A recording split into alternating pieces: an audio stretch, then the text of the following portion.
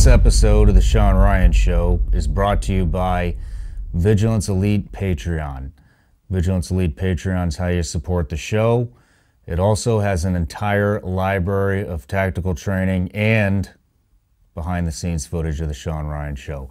Go to vigilanceelite.com, click the training tab. It'll take you right to Vigilance Elite Training on Patreon.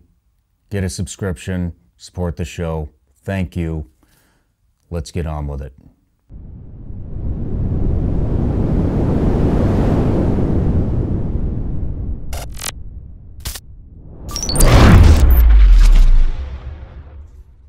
He proceeds to look at me and one of my other comrades, and he's like, hey, go ahead and put the body on the hood.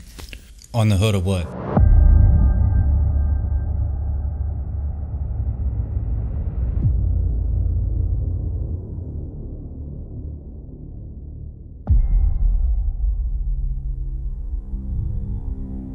So you fucking took out number 3. Having that natural instinct to react and to do what needs to be done, you can't train for that. You were hand selected again to come on as a fucking operator. A car bomb was driven into one of our vehicles on the convoy, and we did what we were trained to do. They were taking kids and filling their bicycle tires with explosives, and they would have the kids ride their bike towards the convoy and start detonating their fucking bicycles. I got up on the top of the roof and started engaging targets, and you can see the guys are running back and forth. Sure enough, they're still coming, and I just engaged a single round to each guy. They were from all different directions. We cut out murder holes in the walls. You're 19 years old and you just got in your first engagement and shot your first man. Your fucking service record is amazing. I've worked with a lot of different operators from all different branches, especially when I was at CIA. If I could go back and operate with somebody that I didn't get to before, you would be fucking top of my list, dude. And I don't say that shit to very many people.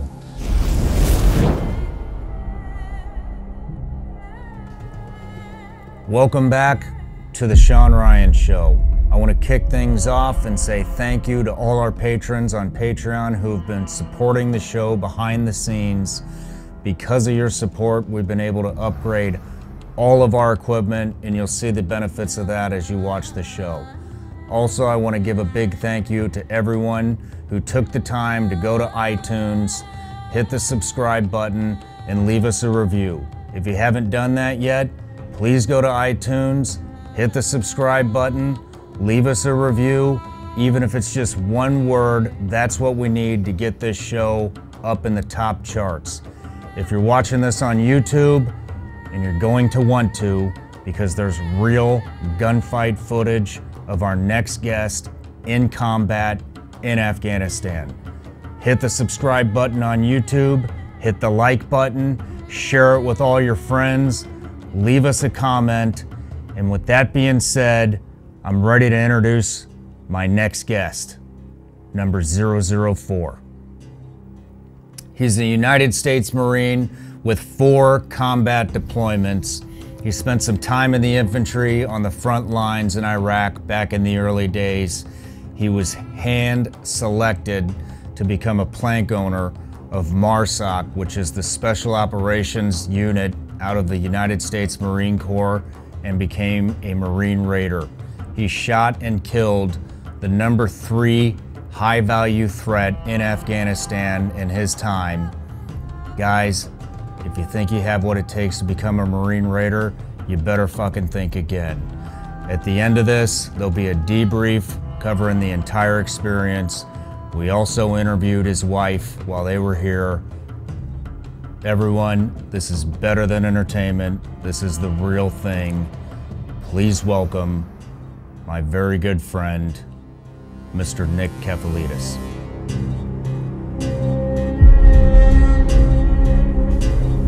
Nick, have you here, man. Welcome to the show.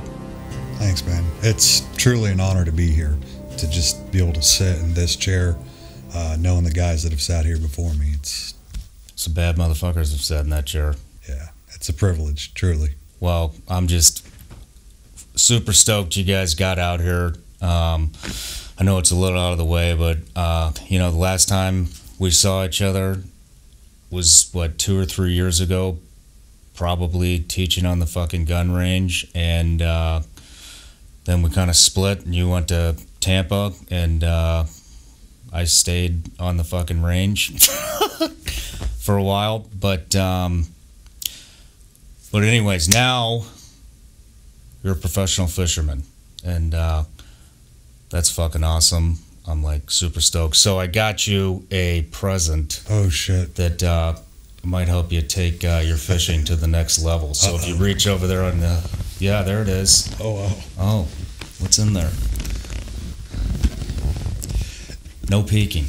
Hey, no peeking. No, none. Okay. I'm gonna go ahead and open it. Go ahead. All right. Oh God, dude. Yeah, these will come in handy. I love to snack when I'm out on the boat. Like, it's just like feeding is continuous. So those are actually great bait for bass. Oh no shit. Yeah, and there's different colors in there, so you can use them. Okay, cool. Some colors work better for different seasons. Yeah, yeah. I know the red ones they like, you know, for spawning. Well, I really appreciate it, dude. I'll try to make sure that these make it till tonight. Right. Probably not. Right on. But getting kind of into it, I've been really looking forward to this one because we haven't had a Marine on yet, and so I'm excited about that because my personal opinion is I think the Marine Corps is probably the most effective self-sustaining unit or branch of the military because they're self-sustaining. I think you guys are probably the most eager to get in there and get to war. You guys are very fucking effective, extremely violent, and hungry for it, and definitely the biggest libo risks out of any. I'd have to agree with that statement. Where there's Marines, there's definitely fucking trouble. Yeah, I've told people before, you know, if you haven't partied with a group of Marines before, you really haven't experienced partying. It's just a whole nother level, man. Yeah, but and I'm excited because you are actually you're one of the only guys I've ever met who actually has real ground combat time in an unconventional unit when you were soft, and in a conventional unit when you were a grunt. And I kind of want to go into the differences that you saw on both being a grunt and a MARSOC operator. So, but anyways, let's start with your childhood. So, where'd you grow up? I grew up in South Florida, Palm Beach County area. So my mom and my dad were actually both Marines. I can actually say my mama wore combat boots. No shit. Yeah, so mom and dad were both Marines. They were stationed together in Hawaii, and that's where I was born, there in Kaneohe Bay, Hawaii. At a young age, we moved from there shortly after my mom and my dad got out of the Marine Corps. They both did an enlistment and got out. Moved back to Florida, which was home for them. That was my first time as a baby, you know, when we moved from where I was born to Florida, and then I grew up there, you know, all through grade school and high school and everything. So South Florida is what I would essentially call home. So your parents were both Marines, but you weren't necessarily a military brat. They were out like at a very young age. Yeah, pretty much. But you know, anybody that's been in the Marine Corps kind of knows that mentality and that lifestyle, it sticks with you. You don't really, you know, they have that saying, once a Marine, always Marine, and I feel like it kind of holds true because you keep that regimented lifestyle, you know, that discipline, and they pass that down to me. I mean, my childhood, man, I remember chores in my house consisting of like white glove inspections to make sure I dusted my bathroom correctly and shit. Holy shit that I had no clue was actually going to be relevant during my time in the Marine Corps, because you actually get inspection. Like, you get inspected on how you clean things and stuff like that. Like, you guys have the worst inspections. Yeah. Whether it's a uniform inspection or field day, or field days, the term that we use to clean. It would be like every Thursday would be field day, and there's times I can remember, dude, we've had inspections. Our company gunny would come through, and the inspections would go. We just keep failing till like 3:00 in the morning, and we had to be up for PT at 5. And I think there was a kind of a method to the madness, if you will. Like, it wasn't just to make us, just to be, mean to us and be like, no, you suck at cleaning. It was to see how we would perform with sleep deprivation, being up all night and then having to perform 2 hours later, on a strenuous, PT exercise, or doing a ruck march or a hike or something like that. So, yeah. So what did your parents do in the Marine Corps? So my dad was a combat engineer. My mom was an administrative clerk, and then my stepfather, he's a Vietnam era Marine Scout sniper.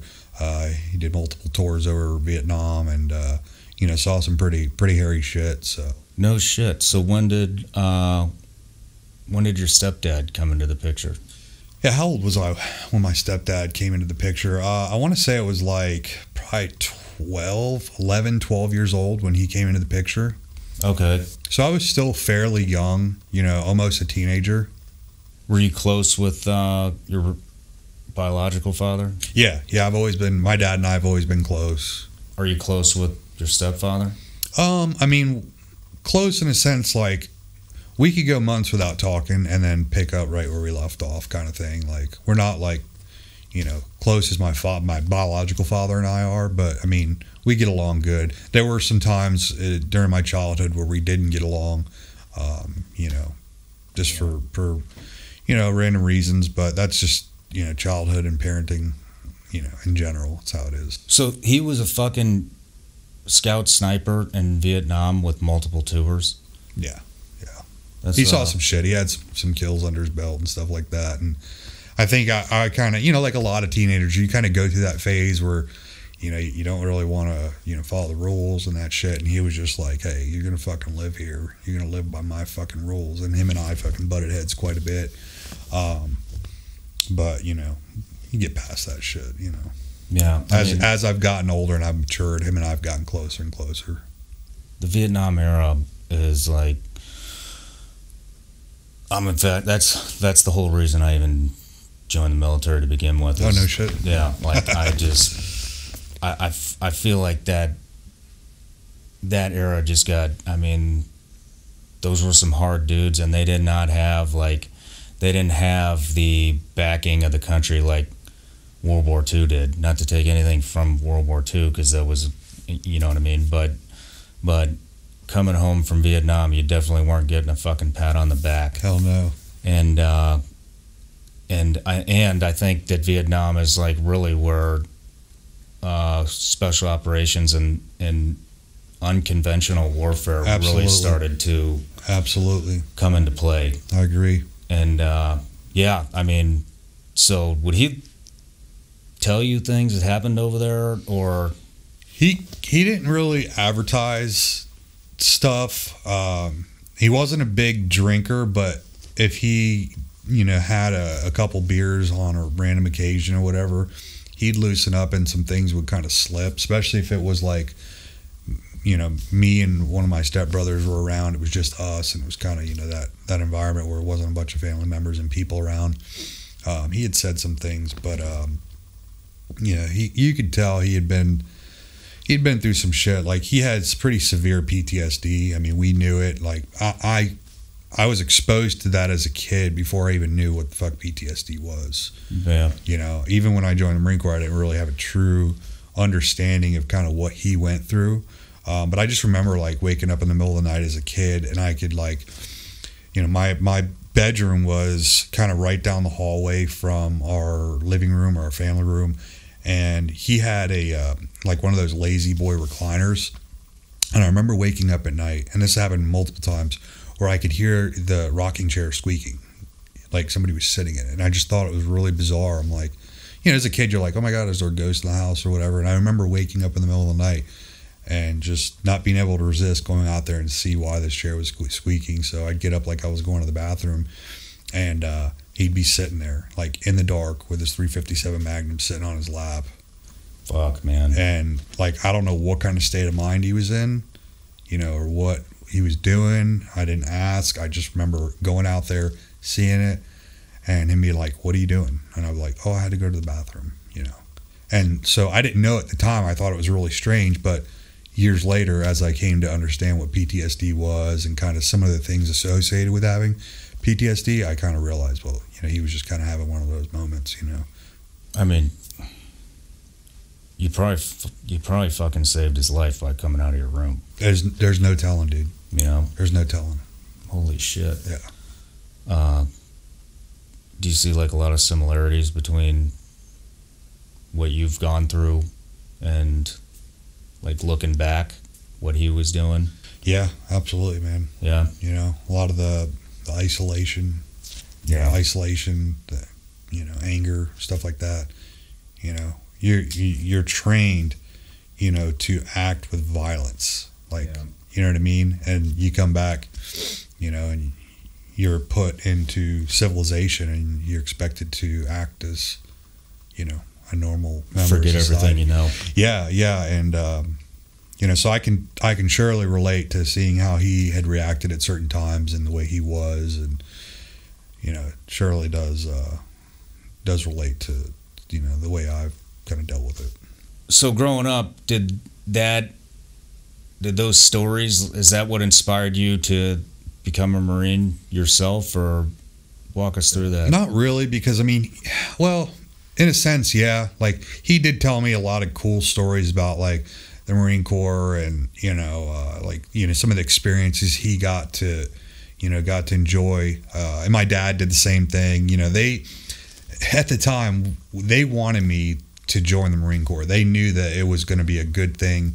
It would set me straight. It would set me up. Even if I did one enlistment, they knew that the Marine Corps was going to be a good thing. So they had always kind of pushed, hey, you're going to join the Marines, right? You're going to, my dad just kind of made, like, he just kind of was like, well, the Marine Corps, set you up. You get free college, and you teach you discipline, and, you'll be regimented. You'll meet some really good people.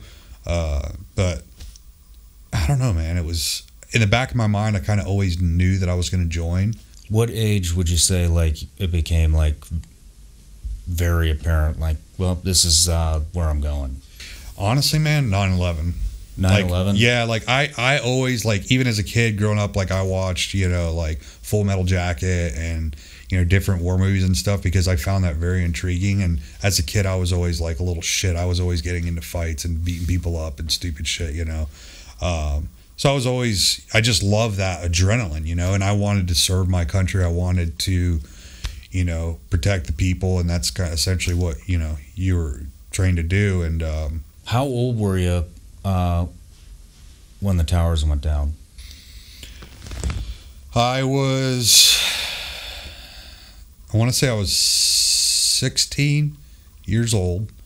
I was sitting in math class, and it's kind of vague to me and how it happened, but I just remember the phone ringing in the classroom. My teacher's phone's ringing, and he answers the phone. It was like as if, like, he never stopped, but he stopped like as if it was an emergency.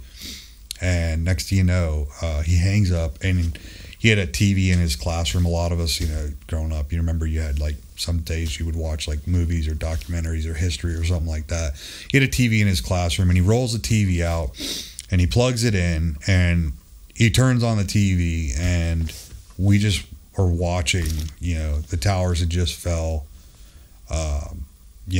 chaos had ensued, and, we're all kind of like, we're kids, man. We're looking at each other, and we're like, the fuck is going on? Like, what just happened? Slowly but surely, like, this picture's being painted as to what just happened, to our country, Yeah.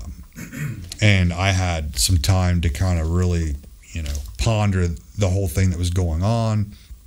And that was kind of the that was kind of the moment, man. That was the moment for me. I knew right then and there. I was like, I'm fucking going. No shit. So like, as it's happening in like, oh dude, real time, that's when you're like, I'm fucking going. I was so fucking enraged, dude. Like, I was so enraged. I just wanted to get in on the fight, you know? Yeah. I knew who was responsible for that attack on our own soil, and I was out for blood. Damn. That's pretty heavy for a 16-year-old. So when did you actually enlist in the Marine Corps? Well, it's kind of interesting. I didn't enlist till I was 18, but I had moved out of the house at the age of 16. No shit. Yeah, I was living on my own at the age of 16. All on your own? Yeah. Like, I literally was in high school and I had a fucking apartment and a job. Damn. Yeah. So from that age of like 16 to 18, there was a lot of fucking off in between there. Boozer? Oh, dude. Like, not really booze, but just like adrenaline junkie. Like, just, I used to street race a lot. I had a couple of the Fox body style Mustangs, and I was into muscle cars. I was into street racing. I was into going fast. And I'm telling you, if I hadn't joined the Marine Corps, I would have ended up either dead or in jail. Like, I'm convinced that I would have ended up either dead or in jail had I not joined the Marine Corps. Damn. Yeah, I can relate to that.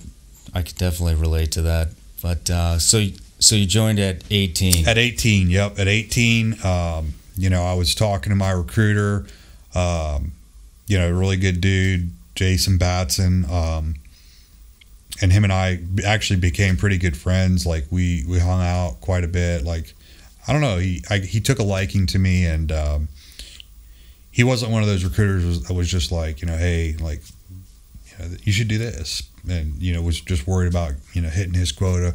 He really did give me some tips and pointers to kind of get me pointed in the right direction, help set me up for success once I did, you know, graduate boot camp and all that stuff. But yeah, 18 happened. I remember at the time that I was supposed to go, there was a huge hurricane. Growing up in Florida, it's a huge hurricane every summer, but there was a huge hurricane coming, and I was kind of torn between, okay, do I stay and like make sure my family's going to be okay, or do I go? And you know, I don't know what's going to happen. And my dad was like, you need to go. Just go. Like, don't worry about anything at home. This is your time. Go. Which sorry, let me interject here. I'm just curious. Which real dad, stepdad, which one was kind of like guiding you in that direction? My real dad. Yeah. Your real dad? My real dad, yeah. Your stepdad, was he like, get in there, or? No, not really. You know, my dad was probably the most impactful individual in my life. Mm-hmm. So, you know, when he, you know, he was a father, but he's also a mentor, and you know, my dad, you know, he was probably one of the biggest, you know, models in my life in terms of being a mentor and a father, you know, and he, and what he thought meant a lot to me. You know, I was very critical of myself, and everything that he would say and do, like, I would try to learn from him because he's just full of knowledge. And he told me, he's like, you need to not worry about what's going on here. If this is what you want to do, you need to go. Don't sit back. Just go. No shit. Yeah. No, and knowing that you wanted to go to combat. I don't think it was really a reality for him at that point. Yeah. Because this was like, I mean, it was still early on. Yeah. And I just don't think it really registered for him. Yeah. Until I graduated boot camp, got assigned to my unit, you know, went through the school of infantry, assigned to my unit, and started a workup to deploy. You know, we started training right off the bat. So you went, hold on, let's backtrack just a second. So you went in the Marine Corps, you go to, like, what was your contract? Basically, I signed up to be a ground pounder, to be an 0311 infantry rifleman. What's that pipeline look like? Honestly, man, the pipeline is short. You go to 8-week course, school of infantry, and they teach you just basic infantry skill sets, you know, different weapon systems, different tactics, you know, patrolling, hand and arm signals, radio communications, just basic stuff that can be built upon. Once you get to your unit, the follow-on training continues. It's a little bit more advanced, a little bit more fine-tuned, if you will. So, you know, one thing that like really that I want to say about the Marine Corps is, or I want to ask actually, is I mean, a Marine like grunt unit is extremely fucking effective at what they do, and historically, not just, you know, modern day warfare, you know, starting from 9/11 in the Middle East and to the invasion of Fallujah and shit, but, you know, Vietnam, Somalia, they're more hungry than any other fucking branch, than any other unit. It's a very young demographic, and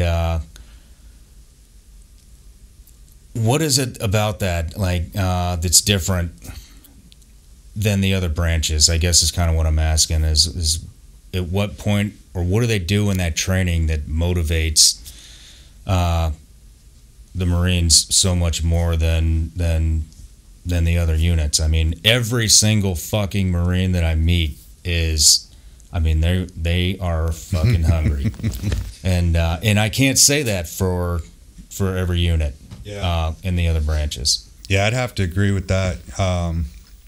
It's funny you mention that, because you know, I respect all branches of military. I don't give a shit whether you were a cook or whether you were a gunner in a turret. Like, you were contributing to the mission in some aspect.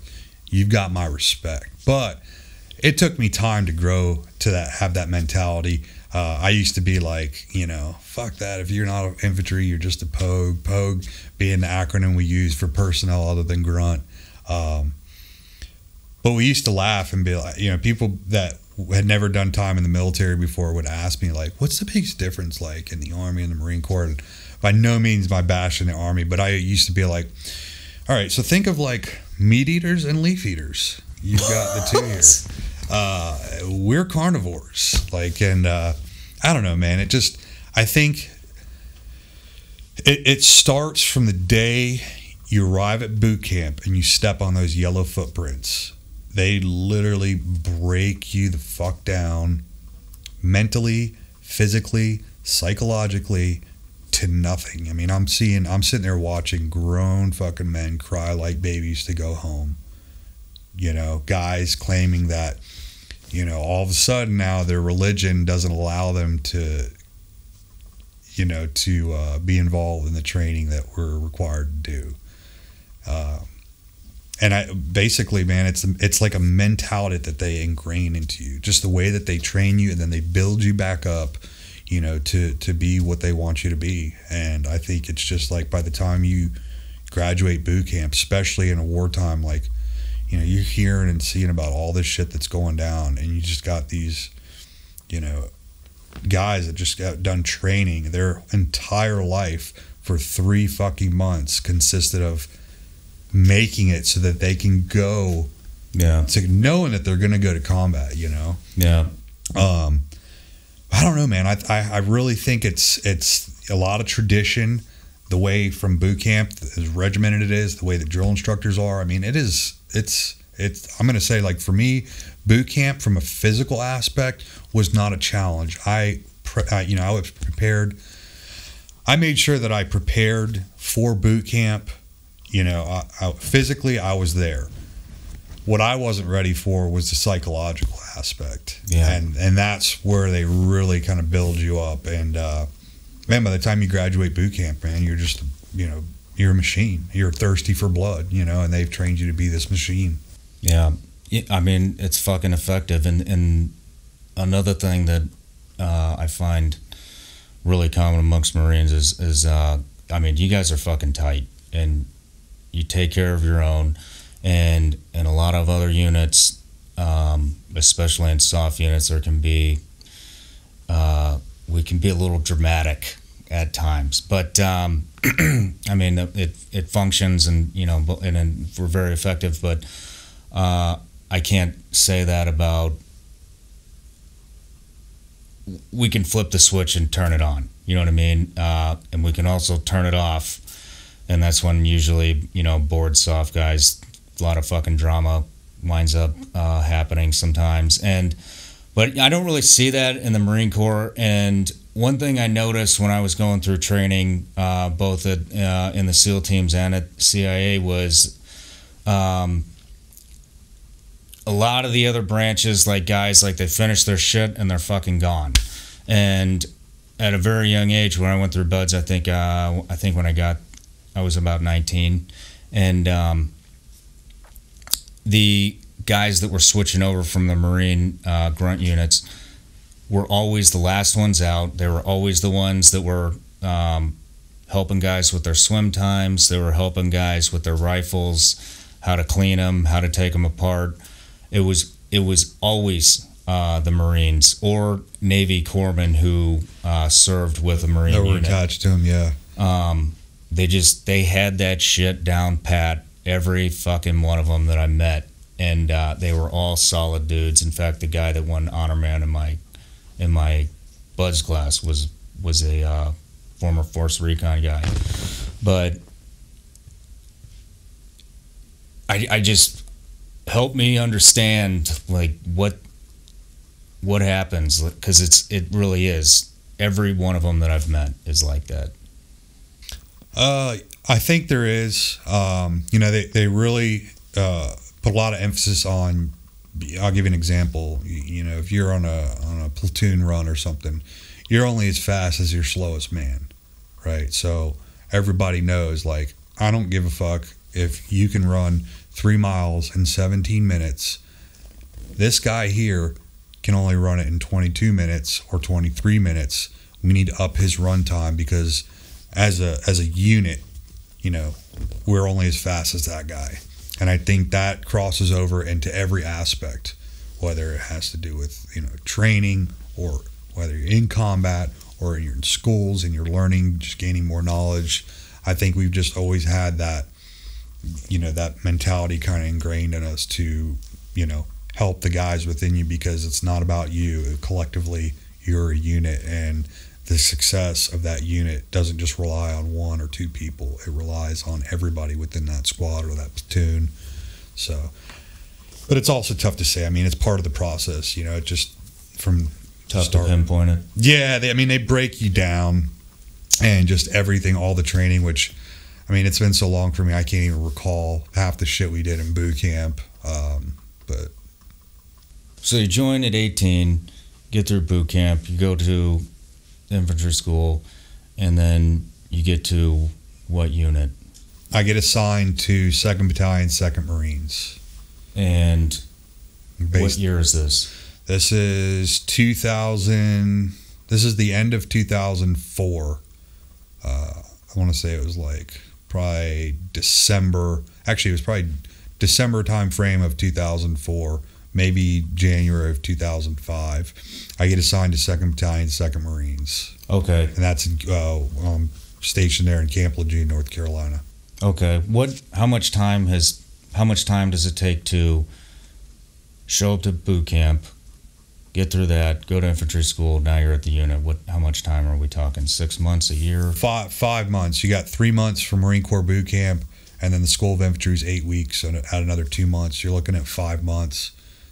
Sometimes when you graduate boot camp, you might get a week of leave between the time you graduate boot camp and the time you go to School of Infantry, or you might get a month. It just really depends on time of year, holidays, you know, stuff like that. No shit. So in 5 months, you go from fucking dumbass high school kid who's racing cars to a fucking warfighter within 5 months. Completely changed mindset.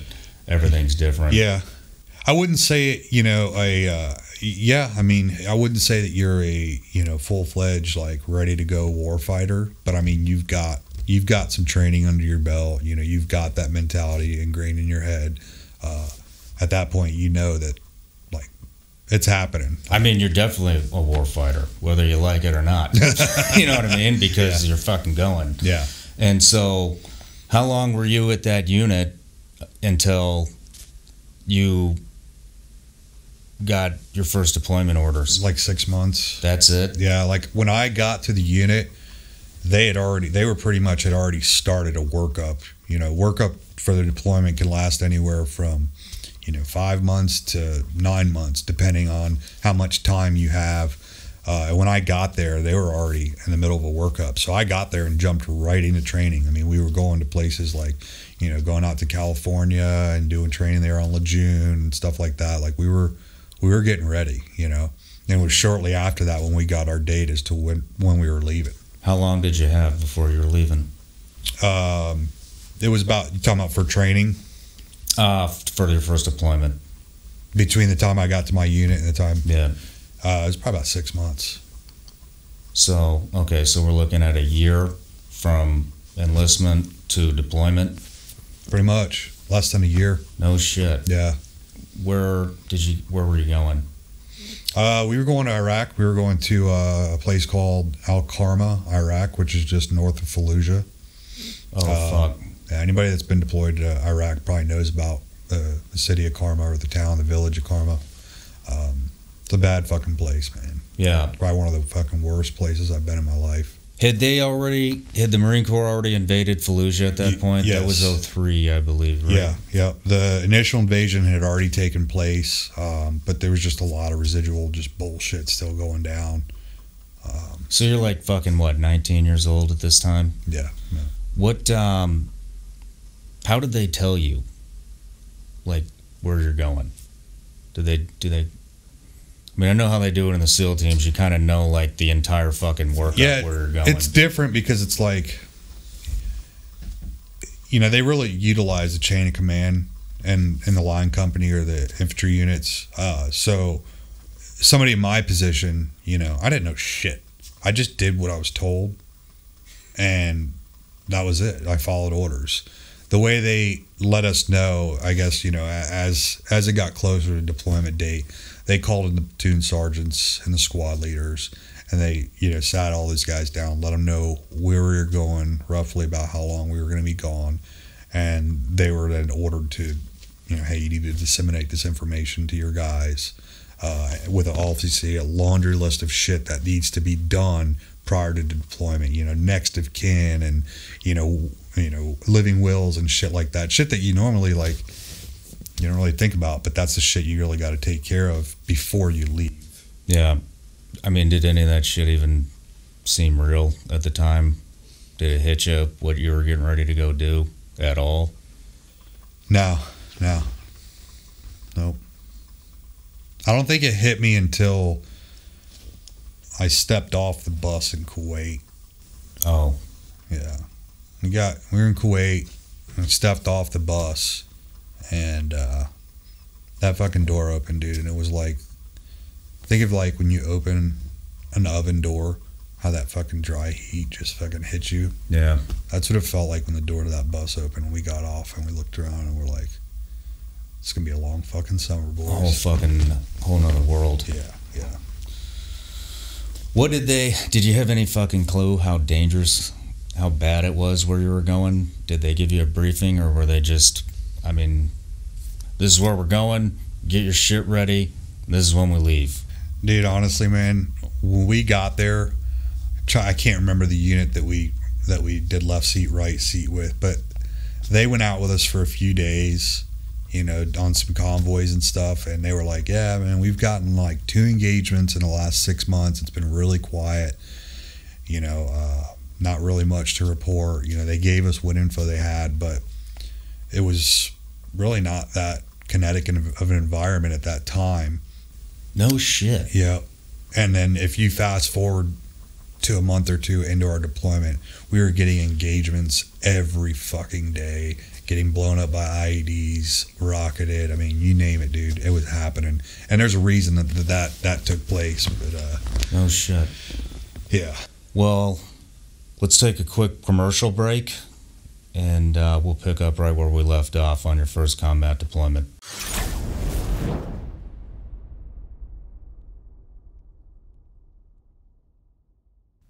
Sometimes these episodes can be pretty long, and they will always keep you on the edge of your seat.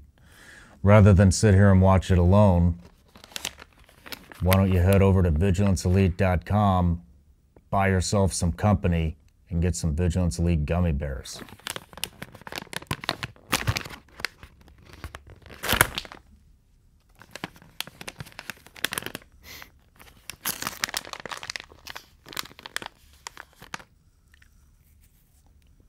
Not bad.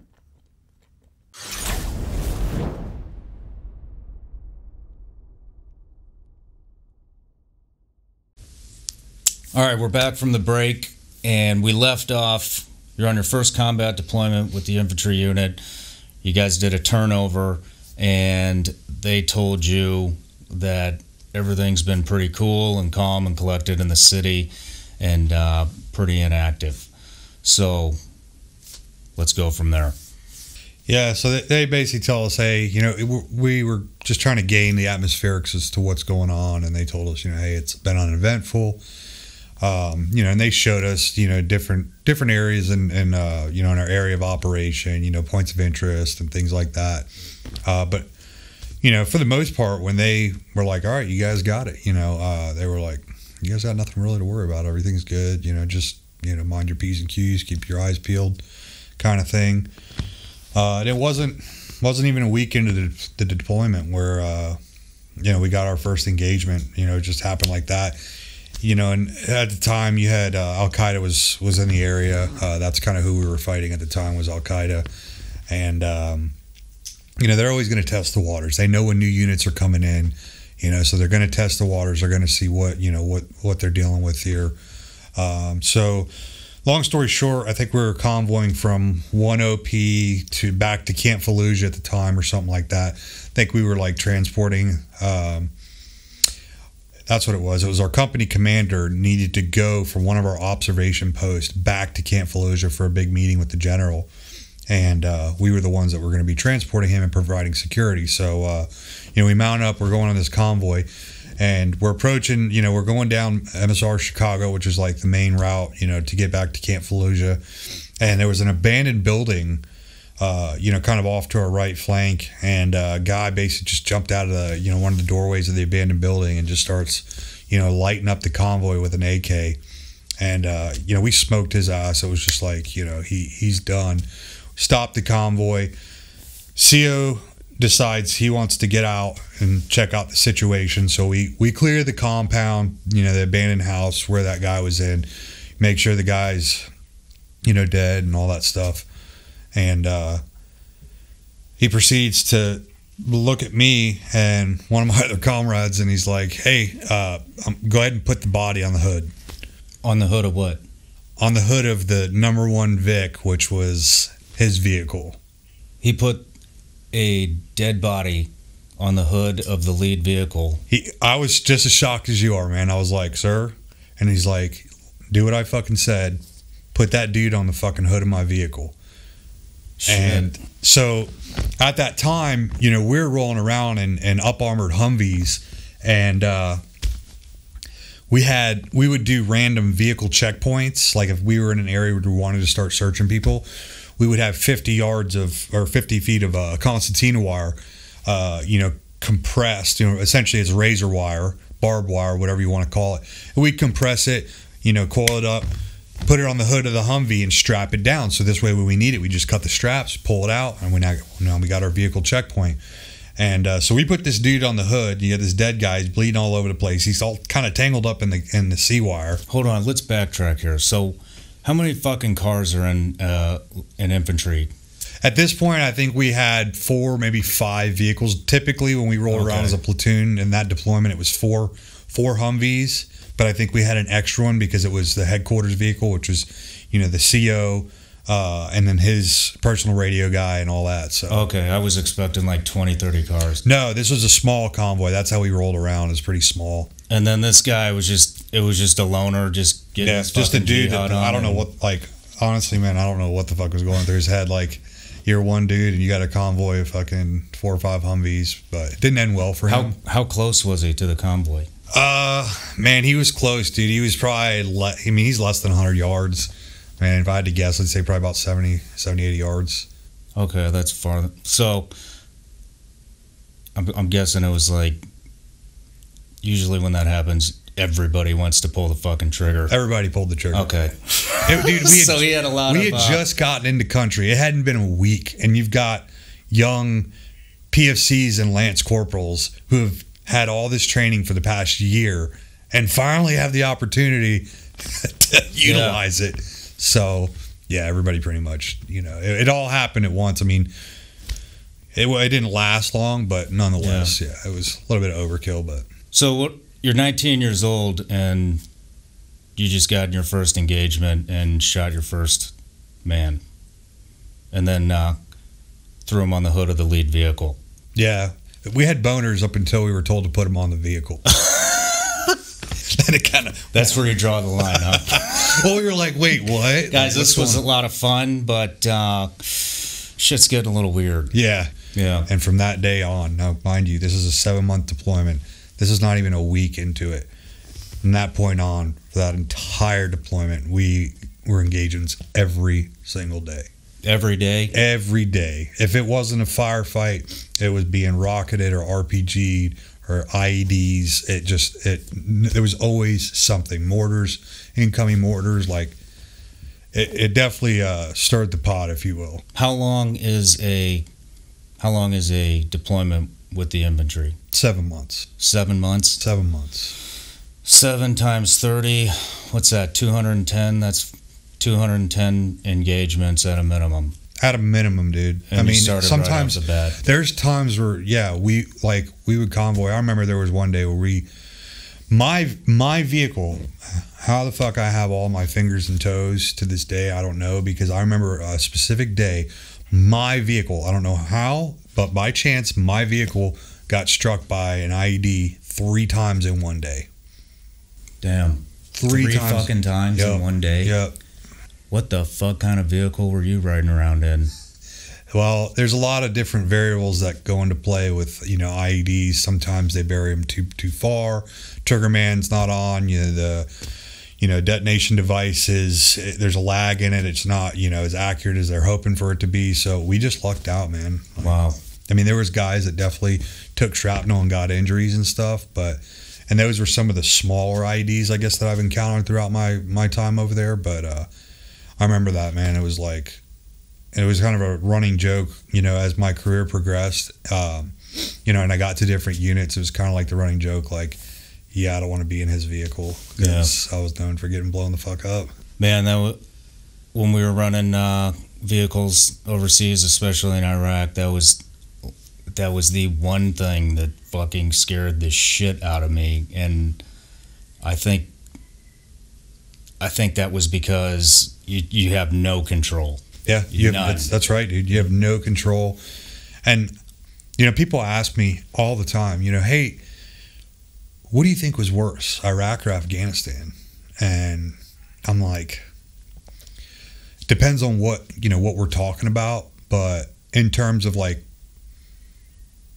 people getting wounded or killed, I felt like Iraq, because it was just, they didn't really have much of a desire to fight you. Now, granted, they would initiate an ambush by detonating an IED and then follow up with some pop shots and a couple rounds, and then they'd be gone. And Afghanistan, I mean, you know just as well as I do, those fuckers will sit up there in fucking man dresses and flip-flops and fight you in the mountains for days on time. You'll be in a tick for hours. Yeah, they were dedicated. But the IEDs are what really, that was for me too. You roll through a marketplace and all of a sudden you see it's just a straight ghost town. Yeah. Shit's about to go down. And at the time, we're riding in up armor Humvees, like the high back Humvees, which were, their armor about that thick. Now, granted, it's supposed to be titanium armor that comes up on the back of the Humvee. You're sitting essentially in a pickup truck with armored sides on it. But the armor only came up to about about this high. So your head's still kind of sticking up. Oh, shit. So you roll in, you hear them, on the mosque, on the microphone of the mosque, they're praying. Town is just a complete ghost town. Shit's about to go down, and you're just like... Do you have translators? Yeah, we had some translators at the time. So were the mosques, at that time, putting out, hey, the Americans are running a convoy, come kill them? Because they were doing that all over over every AO, as far as I know. Yep. Especially in that time frame. And that's when the EFPs, I believe 04 was when EFPs made an appearance, which were the worst fucking IED ever at that, probably still to this day. But, well, Nick, I did a lot of research on you before you got here, as much as I could. It's kind of hard to research it because you don't post any of this shit anymore. But I talked to a guy who was there with you, and he told me a story that you guys were held up in a building, and look at you don't even know what fuck I'm like. Yeah, which building? But, it's funny, dude, because like there's a lot of shit that I've like I don't remember about, like, you know, my time overseas, stuff that but I'll get around guys that I've served with or buddies of mine, and when they start talking, like, some of them's memories a lot better than mine. You know, maybe it's in part to do with my TBI, but they'll start talking and shit starts coming back to me. I'm like, holy fuck, I remember that. Well, let me refresh your memory. So you're taking fire from another building, and you were in one of those bombed out, fucking half-built Iraqi houses, and there was a small group of guys that was going to go to the house that you guys were getting hit from and kill those fuckers. They needed cover fire. Apparently the Marines that were on the roof at the time on the machine guns were being pussies, and you ran up the stairs swatting the Marines off the fucking stairs that were in the fight, and manned the machine gun, and then they went over and killed those fuckers. So your buddy Dan, Instagram handle 03OG. Yeah. Ring any bells? Yeah. Dan and I go way back, man. Well, I got him on the phone here. Oh, no shit. Oh, you see? I got him on the phone here. Dude. Hey, Dan, how's it going, man? Good. Thanks, Shawn. Thanks for having me on here. Yeah, thanks for coming on. So I just gave a brief description of the story that we discussed on the phone a couple weeks ago, and I got Nick sitting here, so I'd like to hear the story from your angle and from Nick's angle. So, man, yeah, I just wanted to, that day was a crazy day. It was toward the end of our deployment, and we wanted to get out of harm's way. We had been operating in a very kinetic environment for the last, 7 months, and honestly, everyone on our platoon just wanted to make it home in one piece at this point. And we were in between patrols, and we were only there for a couple hours, and whoever was watching us, whatever terror group was in that AO, had already gotten our times down. So when we were transitioning from one squad to the next, and so that's when they hit us when we were doing that. And there was rounds flying through this old building.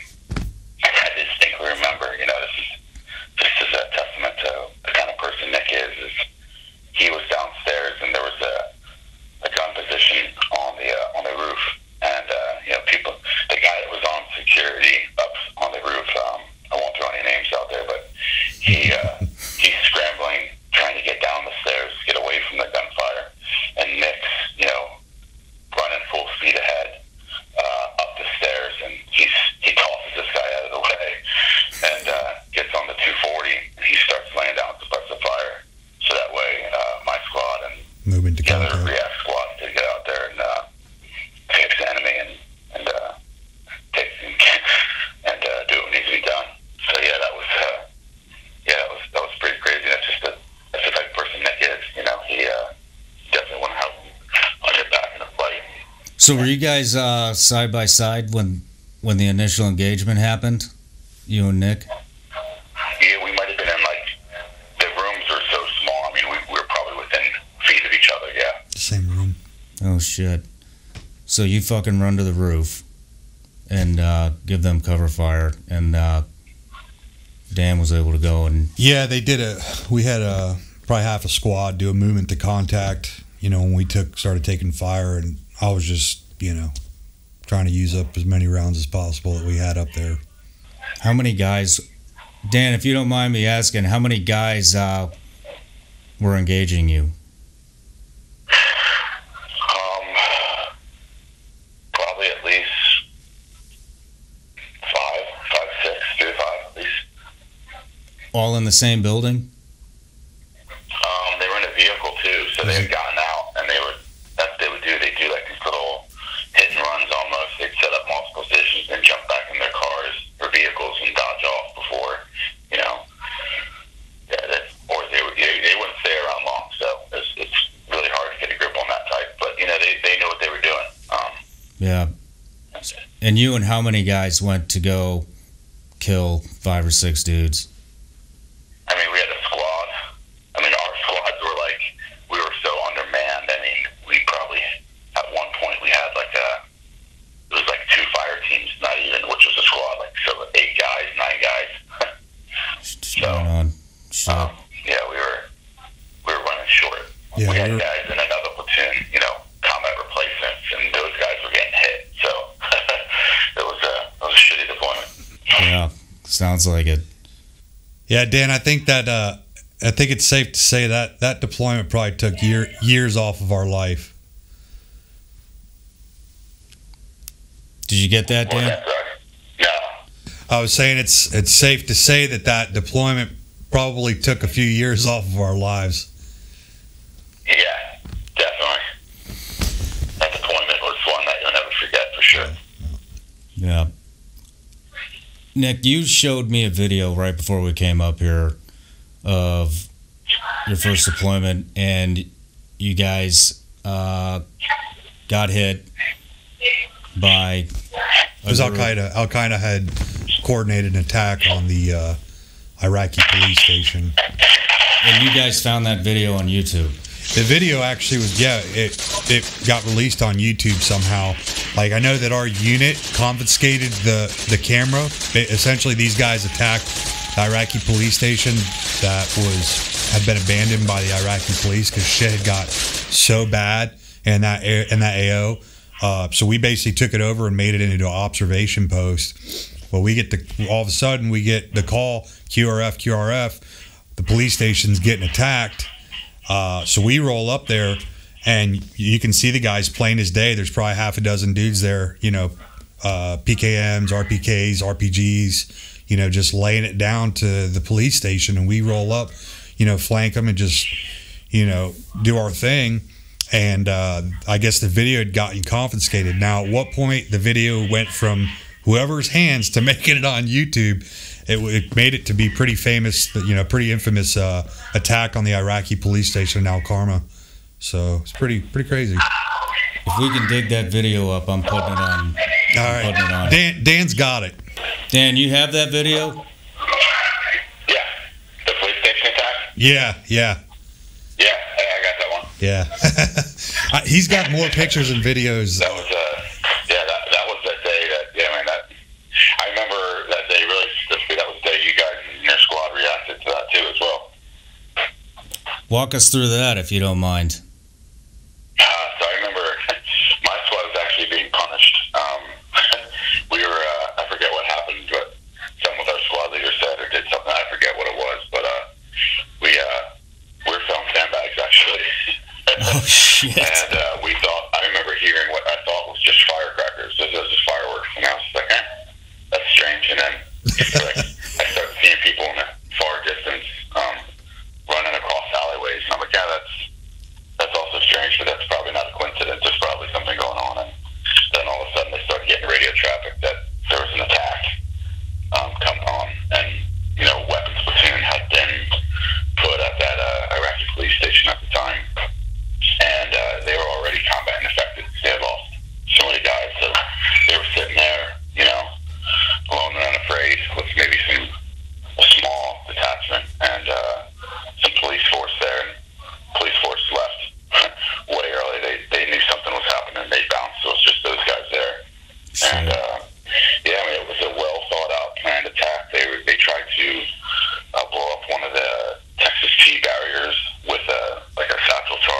go off. It was nuts. Holy shit. Next squad, I believe, was one of the squads too that reacted to that, and they freaking, yeah, they took those guys off too. That was a pretty awesome thing. Yeah, my squad was pretty, like, they were pretty lit. Like, my squad had some problems. Like, just the guys that were in that squad were just not, they had a couple screws loose. Yeah. But it really benefited us for that deployment, I can tell you that. I remember looking at pictures. I got these pictures from, I'll see if I can get into somehow, but of our platoon standing like Purple Heart. There's ceremonies and some god-awful fog. And it's like, it was nothing to have like almost the entire platoon or half the platoons, all have Purple Hearts and just kind of business as usual back then. Yeah. Damn. Glad we all made it out there alive. That's one thing I'll never forget for sure. Yeah. Well, I really appreciate you calling in, Dan, and you guys got anything to say to each other before I end the call here? Yeah, hey, bro. I really appreciate it. It was definitely a surprise, and I want you to know I love you, man. Yeah, and I'm glad to be on here, man. Glad to speak a little bit about our experiences together. And, I love you too, man. I appreciate it. And hopefully we'll plan a fishing trip soon. And I don't know if any of the listeners out here are listening. I'm going to put that plug in for you. Nick runs his business, and we're planning on getting out there too and getting out in the water. So if you guys listen and you want to find a good person to, take you on fishing, guaranteed to get some good ones, hit him up. Thanks, dude. Right on. Well, hey, Dan, I really appreciate it, man, and I'll be in touch soon. All right, sounds good. Take care, gentlemen. Have a great day. All right, man. You too. Later. All right, later. How'd that feel? It's crazy, man. Like, that guy, like, Dan and I mean, we did everything together, dude. Like, we were, like, inseparable. Like, just good dude. Everything, ever since we were in the same company in boot camp, we were in the same platoon, all through School of Infantry. We were in the same platoon all through, 2nd Battalion, 2nd Marines, that whole deployment. We got some good memories, man. Some really good memories, of that time. Got some great memories and some not so great memories, with the things that we experienced. But that's pretty cool, man. I was surprised that you had him on the hook there. Yeah, I talked to him a couple of weeks ago, and he told me that story, and I was like, holy shit. I mean, you came here, and I think you were a little intimidated because of some of the guys that sat in that seat, but I mean, just that one story that he told me out of the, I mean, fuck, that deployment alone, what did we just say? We had 210 engagements at a minimum, and you yanked a fucking turret off a machine gun and put yourself in harm's way so that your buddies could go and fucking kill the insurgents that were trying to kill you. And I mean, that's, people don't do that shit. So that's pretty fucking heroic. Yeah, I mean, at the time I didn't feel it was heroic. I still don't. I mean, I feel like, it's just one of those things, man. It's like instinct kicks in, and that's what I've said for the longest time. Like, guys that work in the soft community that do what you did and do what I did and stuff, like, that can't be taught. Yeah. Having that natural instinct to react and to do what needs to be done, you can't train for that. Like, it's just, you're either going to do it or you're not. You're either going to be the guy taking cover, or you're going to be the guy that's suppressing fire to make sure that your guys, your squad, your platoon, your team, whatever it may be, doesn't get whacked. So, yeah. Well, for those of you listening who want to know who Dan is, you can check him out on Instagram at 03-OG, and there's some interesting stuff on there. Yeah. But so moving forward in that deployment, I was really pumped about that phone call, and I wanted to get him on here and reconnect you guys because that's probably been a minute. And but is there anything else that was a major event that happened on that first deployment? There's so much stuff that happened, man, but it all just kind of runs together.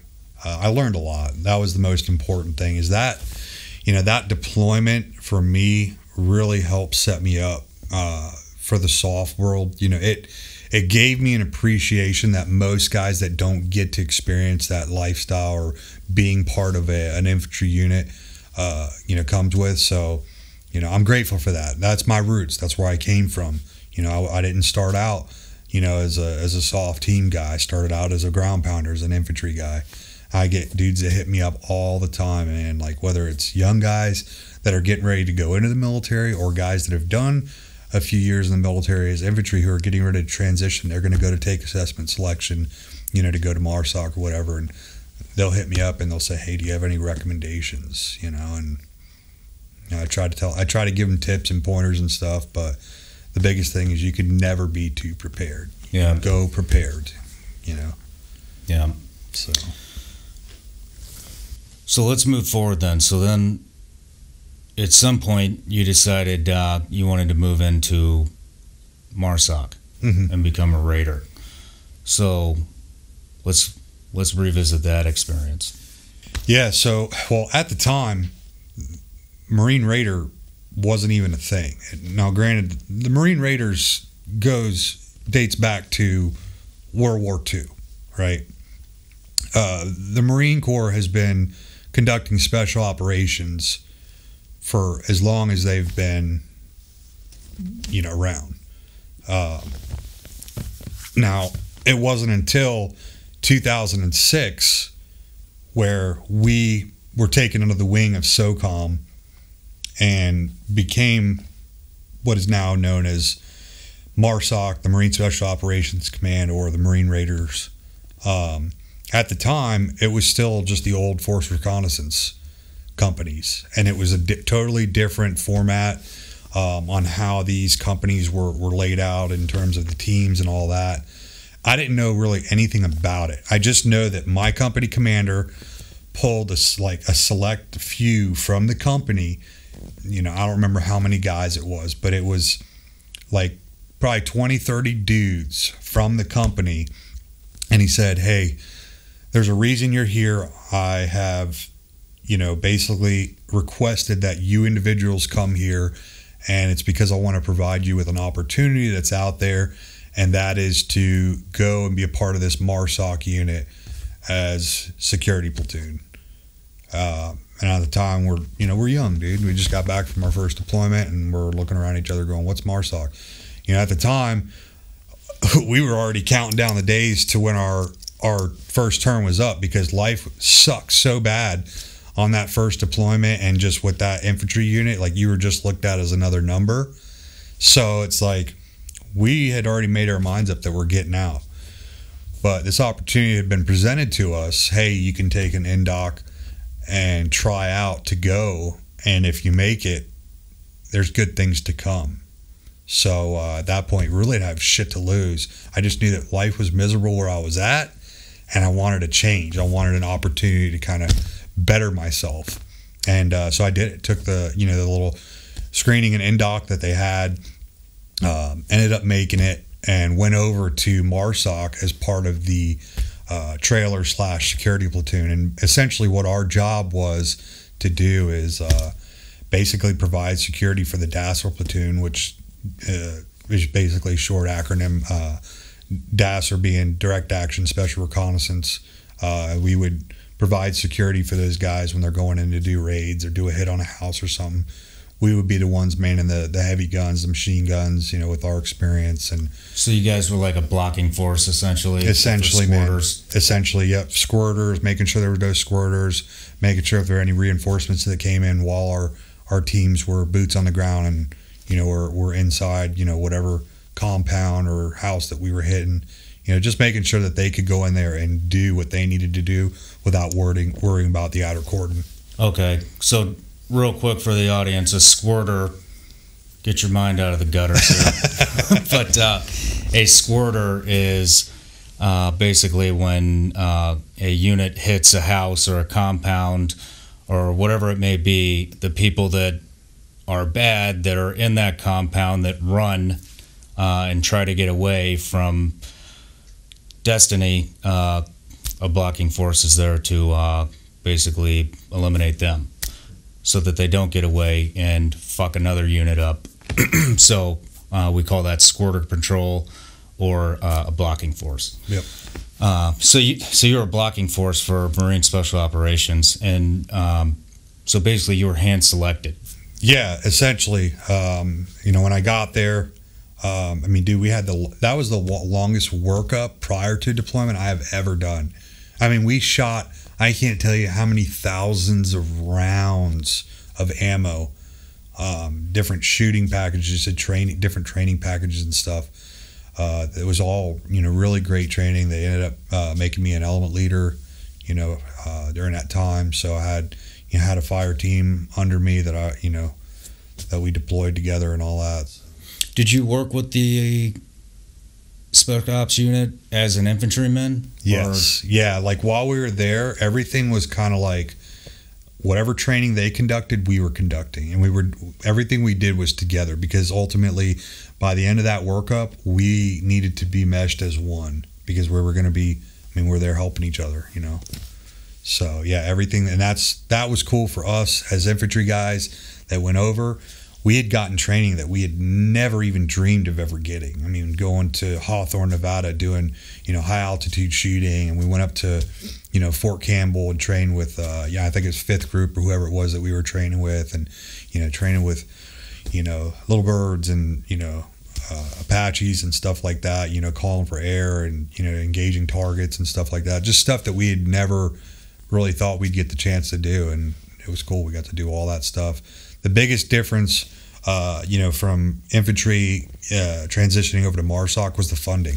Yeah. When I came up in the Marine Corps, it was always do what you can, make do what you can with very little. Like we always did the most we possibly could with the little bit that we had.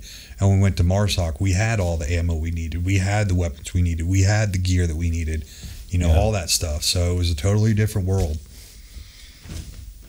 How long after you were hand selected to do security for MARSOC or MARSOC or reconnaissance at the time? When we went over is when it was turned to MARSOC. And okay. That was in 2006. Okay. How long after you got there did you deploy again with that unit? Well, yeah, that was, I got there. Soon as we got to MARSOC, it wasn't but maybe 2 weeks, and we rolled right into a workup, and that was a 9-month workup, and I'm talking we did everything. Oh shit! Yeah, 9 months. Did 9 months. And you're working with the operators. Yeah, essentially working with the operators. Different school. We had a school phase where guys were tasked out to go to different schools and learn different things, and then once that phase was over, we come back together and we train together collectively as a unit. How did they receive you guys? Were they hated us. They fucking hated you. They fucking hated us. You're a blocking force for them. They fucking hated you. Yeah, like they hated us. I'm trying to remember a guy that I later down the road ended up becoming friends with. He's a very well-known guy in the community, but he hated us with a fucking passion. He's like, basically, I remember one day he's like, he's talking to one of his buddies, and he's like, man, these dudes are like little fucking Iraqis. Why are they even here? They just didn't want us there. And the reason being is that we didn't come up the way that they did. When they graduated the School of Infantry, they may have went right directly to, BRC, the Basic Reconnaissance Course, or Amphibious Reconnaissance School. And we didn't go that same pipeline. We didn't go. And honestly, to them, like, we just were not up to par. We couldn't do what they did because we didn't have the training and the experience. We just weren't as good as them, Yeah, but you weren't doing what they were doing, Yeah, man, it's just one of those things, man. The egos were flying around, and and we just kind of kept our mouths shut. We knew that we were the new kids on the block, and we didn't really, have what they had, but we knew that our time would come. Our time was going to come where we could prove ourselves, and we would be looked at as an asset, and that time did come, So you go on deployment. Where are you headed? Jalalabad, Afghanistan. Oh, J-Bad. Yeah, old J-Bad. It's a nice town. So you're in J-Bad. and what's the mission? Because it sounds like infantry was a lot of presence patrols and kind of PSD work for high-ranking individuals. Yeah. Now you're attached to a SOCOM soft unit, which the mission is completely different. Yeah, totally different. I mean, it's not like we're not out there doing like things like presence patrols and you patrolling the area just to kind of gain atmospherics. Every time you went outside of the wire, it was with a purpose. Yeah. We were running missions, very planned out, down to the gnat's ass detail missions, running raids and doing, big sweeps of villages where we're going through and, we might be rolling through a, Taliban, infested village. You like that word, infested. Yeah. So it was very different, though. And our mission, again, was to provide security for the Dasser platoon. That was pretty much our main goal there, making sure that they, could do what they needed to do, manning the heavy guns, setting a cordon, all that stuff. But it was for more or less direct action raids and stuff like that. Yeah. HVTs and shit. Yeah, focusing on HVTs, or at some point they changed to HVIs because HVTs wasn't politically correct or whatever, but you get the picture. I figure. Yeah. How did the op tempo change? Were you guys still getting in engagements every night, or did it kind of change a little bit? It changed. It wasn't that deployment at first. It wasn't really quite as kinetic. I mean, we did get in some engagements, but it wasn't as reoccurring as it was. We did have lots of radio traffic, and cell phone traffic that we were tracking. They were planning on taking over our compound, breaching the walls and taking over. So that was always there. In addition to, being outside of the wire when we're doing missions and whatnot.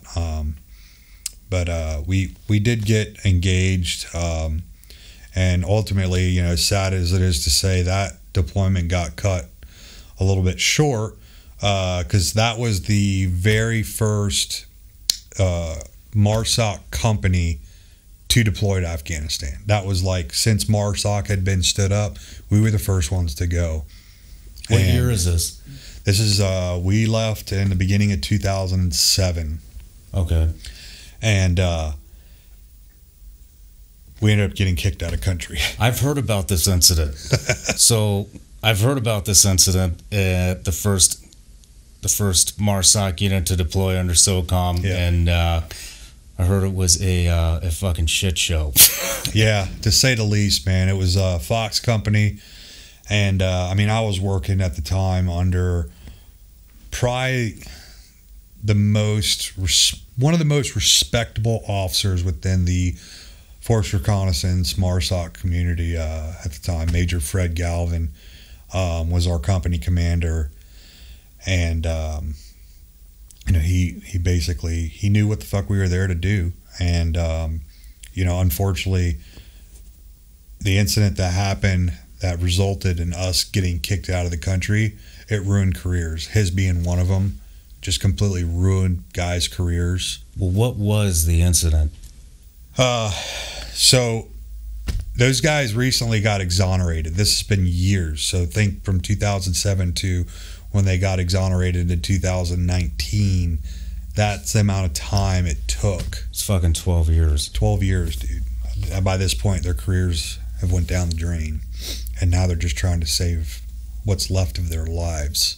Yeah. But ultimately, it was a vehicle-borne IED that struck our convoy, and we were being engaged from, multiple different compounds, around us, and Marines doing what they are trained to do, start to push out of the kill zone and engage the threat.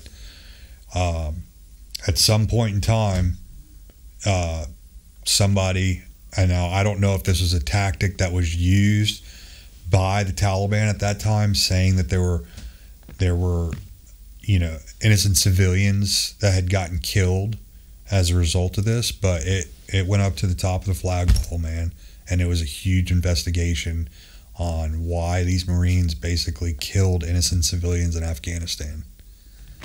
Everybody kind of forgot the fact that what initiated this engagement was a car bomb. Yeah. You know, a car bomb was driven into one of our vehicles on the convoy, and we did what we were trained to do. Yeah. I remember hearing about that, and yeah, special operations handles shit a lot differently, and it's a lot more surgical, and it was very... Yeah, I'll give you an example, man. Like, for those of you that haven't been to Afghanistan before, you probably wouldn't know this, but like, there were times where we'd go outside of the wire to zero in different weapons. You know, go out, test the Mark 19s, test 50 cals, make sure everything was working properly, knowing that we had an upcoming mission.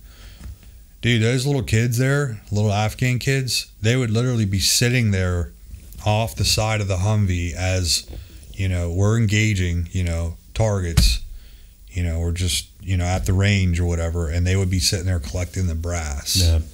So I remember, you know, one of the investigators is some high-ranking, you know, officer who didn't know what the fuck he was talking about because he had never been in combat before, was like, well, you guys say that you were engaging enemy combatants that were firing from you. You know, we went back days later, we didn't find any spent brass on the ground, and we're like, well, no fucking shit, because it's been collected, you know. So somebody that hasn't been to Afghanistan wouldn't know that, or hasn't been, you know, in combat per se. But yeah, well, I mean, it's really easy for these fuckheads to, you know, backseat quarterback an entire event, and, you know, they don't even know what the fuck it feels like to get rocked by an IED. Then you throw in, you know, you brought up the kids, and this reminded me, I remember when I was in Afghanistan, they were taking kids and filling their bicycle tires with explosives, and they would have the kids ride their bike towards the convoy and start detonating their fucking bicycles. Yep. And you've got people that are, you know, that are wearing the man jammies attire, and they'll clack rounds at you, you know, off at you with an AK, and then hide the AK under their fucking clothes because they're so baggy. And when all this shit's happening all at once, it can be real fucking hard to ID and pinpoint exactly where the threat's coming, especially when it's coming from fucking everywhere. Yeah. And I mean, they would have guys dressed up like women in burqas wearing a suicide vest that'll blow a fucking building down. And then you got some fucking jag that comes in and you know, backseat quarterbacks the whole fucking thing, and ruins careers and lives, and yeah, fucking sucks. So you went home, and yeah, we went home, man. That was it was tough, you know, after a 9-month workup. You know, it was really tough to come to terms with the fact that, like, well, that sucked, but also it sucked for us because all of SOCOM, you know, is looking at us through a microscope at that time, to see what are the Marines going to do, like how are they going to perform on their very first deployment. And it was just a complete, you know, in the eyes at the time, in the eyes of SOCOM, it was a complete flop. And that was in JBAD that happened? Yeah. I had heard that was in Kabul, but... Kabul. It was in Kabul. It was in Kabul, yeah. Okay. We were working in JBAD and in Kabul at the time, though. We were operating right out of Kabul Air Base there, and that's where it happened.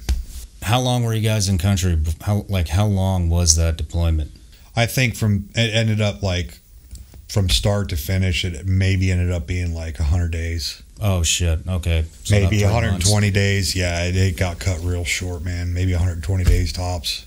That's still, you know. When you guys got home, how was the morale with everybody? Morale was low, dude. Morale was real low. We didn't know what was going to happen with the guys that were under investigation. You know, we really didn't know what the future was going to hold for them. And there was a lot of changes made. Like when we got back from that deployment, they completely did away with the whole format of the company, you know, where you had your trailer / security platoon, you had your dasser platoon that worked together. That went away. That completely went away. So at that point, it was like, all right, so all you guys that came over from 2nd Battalion, 2nd Marines don't really have a purpose for you anymore, so you need to go home. So you're going back to the grunts. Well, that's what most of the guys ended up doing, got sent back. There was a select few of us that I don't know, I mean, I don't know how it happened or why it happened. Essentially, I guess, you know, some of the guys, you know, the company commander and platoon sergeant from that dash platoon, you know, saw something in a few of us that, you know, he really liked and thought that we could, you know, I don't like what I just said, but anyways. I think what you're trying to say is you just got fucking hand selected for a second time to stay, but on permanent orders. As a actual operator. Yes. Yeah. Now, and that was under the, I don't want to say agreement, but it was basically like, hey, you're getting orders here, but you're going to get schooled the fuck out, because we understand that, yes, you've got some combat experience. Yes, we feel like, you know, you're an asset to the battalion, but we need to get you up to speed, you know, things that, you know, we don't really get as infantry, you know. Do you know how fucking big that is? Like, seriously, you got fucking hand selected to go to essentially a blocking force for Marine Special Operations, MARSOC. You did that. You did a 3-month deployment. Whatever the fuck you did in that 3 months must have been pretty badass, because then you were hand selected again to come on as a fucking operator, without going through the selection course. Well, and just to put this shit in perspective for you, like all the way up to the top level at fucking Dev Group and CAG, you screen to go there. They don't fucking, they're not out there hand selecting everybody. You might get a push like, hey, you might want to fucking go screen and go to Dev Group. The Dev Group doesn't come fucking find you, you know. So yeah, I just want to say that. Did you ever think about? At the time, no, dude. And you know, it's weird because at that time we were at a weird transition from force reconnaissance to MARSOC, so there was still a lot of unknown. We were still going through a lot of growing pains. At the time, there was no individual training course, which is like our Q course, 9-month training pipeline that you go through to become a critical skills operator. There was no course. There was no assessment selection. So there was no real option at that point. I could have went to BRC, but at that point, Recon Battalion was going to remain as part of the Marine Regiment, and MARSOC was going to be part of SOCOM. So that training at BRC was it wasn't completely relevant. You know what I mean? Because it didn't include a lot of the training that you need to have to become a CSO or a critical skills operator.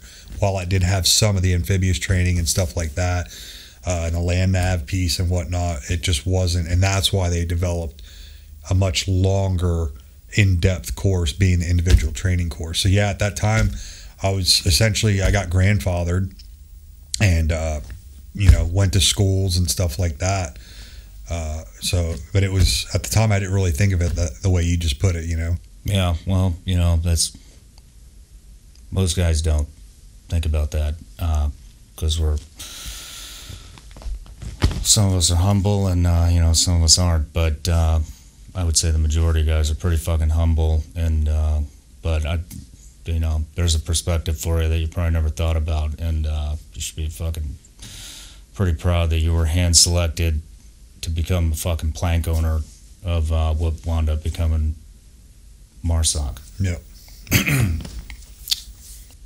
How many different schools did you go to, and how long was it before you wound up deploying again?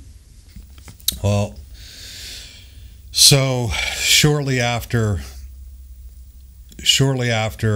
getting back from the deployment with Fox Company, I basically re-aggravated a prior injury from my first deployment. I was involved in a IED rollover incident, basically where my Humvee was flipped. I broke my back, and I had ended up needing multiple spine surgeries as a result of it. So that kind of put a kink in the plan of that whole school phase. While I did manage to get into a couple schools, when I re-injured, I think I was at one of the schools. It was like one of my PME courses, which I don't know if you guys did that in the Navy, but like your professional military education courses, like the shit that you're required to have in order to get promoted to the next rank. I scammed out of those. Did you? And you got lucky. We had, dude, they were like anal, like you were going. Like, didn't matter how cool you thought you were or what you had under your belt, like you were fucking going. So I re-aggravated my injury at that course. And, I had to go, I had to get surgeries and stuff like that. So I was rehabbing, man. And, a lot of people didn't notice, but at the time, like, my wife and I had a child who had some severe medical issues. He was eating through a feeding tube, and he was really young, man. He was only like 3 or 4 months old, and all we knew is that he had some issues going on. And we were trying to get to the bottom of that and like figure out, okay, what's going on with my son. I mean, we were traveling all over the country, Cincinnati Children's Hospital, Duke University, UNC Chapel Hill, going to see all these doctors and specialists to perform these different procedures and stuff on my son and different tests and stuff to figure out what was going on. So at the time, my leadership, the command thought it was in the best interest of myself and my family to get orders to the Marine Special Operations Schoolhouse. I'd be taken out of a deployable billet, put over at the schoolhouse for a term, and that would afford me the time needed to be able to, 1, to rehab, to get back to full duty, and then 2, to give me the time I needed to be able to take my son to these different, appointments and stuff like that, and to figure out what was going on with him. And dude, that was probably, I'd say that time frame was probably the hardest time out of my whole military career. Even at some of the shittiest times during my deployments, like I think that time was probably one of the hardest times of my military career. Yeah. So you're rehabbing your back. You're trying to figure out what's going on with your son. Oh yeah, and I'm going through a divorce. You're going through a divorce. Yeah. And then on top of that, you're dealing with all the combat stress that comes with the with the job, and that's a lot of that's a lot to deal with, a whole lot. So, what happened with your son? How's he doing now? Dude, like my son, he is light years ahead of where he was at that time. I mean, dude, they didn't think he would walk. There was a lot of unknown. He has been diagnosed with autism. He has been diagnosed with cerebral palsy, which were good things. We got answers. We wanted to know what's going on. Why is my son this way? But ultimately, he's gotten the care and the treatment that he needed. He's progressed, like I said, light years ahead of where he is, and he's good. I mean, he's good to go. He's come off the feeding tube. He's eating enough food by mouth to sustain his weight. He does speech, occupational, and physical therapy every week. He goes to a school that's specifically for kids with special needs. So he's doing great, man. He's doing awesome. That's awesome, man. Yeah. I can't even. That's a lot to go through. Yeah, dude. And the thing that really fucked with my head the most was during that time, I got sent to the schoolhouse specifically for the reason to, hey, this is going to give you the time you need to get back to full duty, take care of your son, get your life on track. But people under my leadership didn't always understand that. Guys that I was close to understood what was going on, but for the guys that didn't know what was going on, you know, it was tough, man. I'd go, you know, fly up to Cincinnati Children's Hospital for 2 weeks with my son and my soon-to-be ex-wife to, you know, go have this procedure for my son, and I'd show back up at work, and I'd have a guy be like, "Oh, cool, it's nice of you to come back to work. Would your kid get sick again?" Oh, man. And so that shit really fucked with me, man. Like, it hurt because I knew that, like, I already felt bad enough. I already had that guilt trip of not being there. Yeah. It was already bad enough being at the schoolhouse and being pulled from, you know, the team. So, fuck. But, you know, so there was a little bit of a gap in time between that 2007, 2008 deployment till my next deployment. You know, I did a term at the schoolhouse, and then I was sent to the regiment. I ended up coming back to full duty. 3 spine surgeries later, I'm still jumping out of airplanes. I'm still, you know, rucking. I'm still all the shit that, you know, doctors told me you're never going to be able to put an 80-pound ruck on your back again and walk.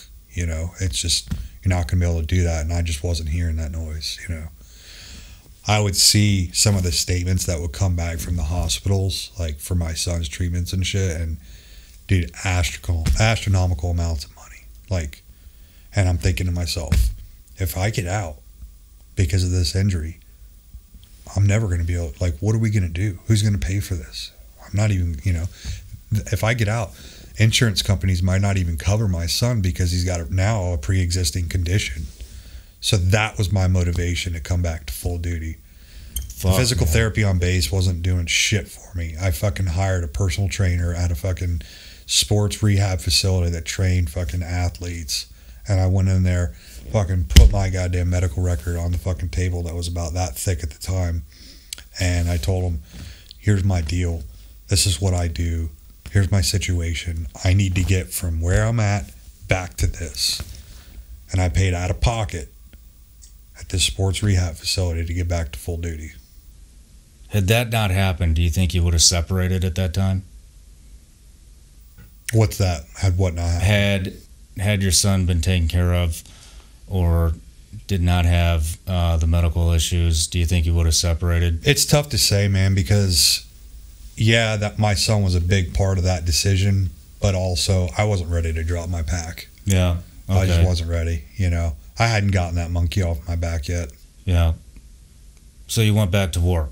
Yeah, basically, man. At the first opportunity I was given, I was working at the regiment under a master gunnery sergeant, good old Frank, and I told him, I said, look, I don't give a fuck what it takes, man. If there's any opportunity to get back into a team, like, sign me up. I'm ready. Like, and sure enough, we had a buddy of mine who was actually deployed at the time with Fox Company, who was deployed with them, and he stepped on a pressure plate IED and lost his leg, and they needed a combat replacement, somebody to go over there, you know, quick, fast, in a hurry to cover down on his duties. So I volunteered for that. Went over 2013. I went over this time. It was went to Kabul province, and essentially finished out the deployment there. Shortly before coming home, the unit that was coming over to replace Fox Company, Golf Company, was getting ready to come and do turnover, and I got an email from a Master Guns back stateside and said, hey, we've got an 18 Charlie with this team whose wife is having some serious medical complications. He's not going to be able to make the deployment. Would you have any interest in cross-decking? It would help us out tremendously. So that turned into that, 4-month deployment. Well, it was left of that deployment anyways ended up being 4 months for me.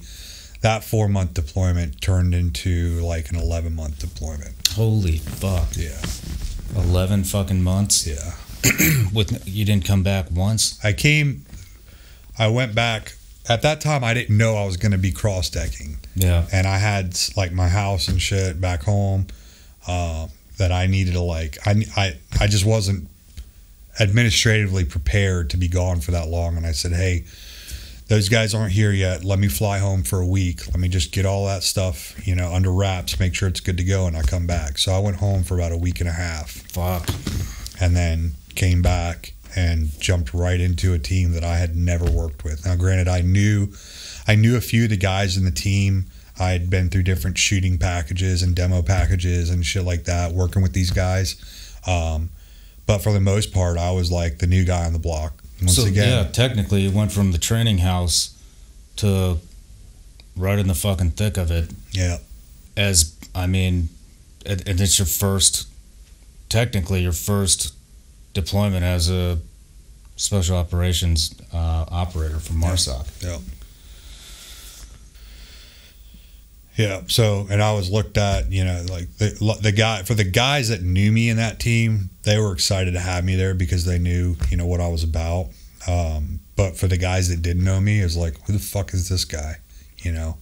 So that first month of that deployment, a lot of it was having to kind of prove myself, you know, showing that I was there, you know, to contribute to the team, and to do bad things to bad people.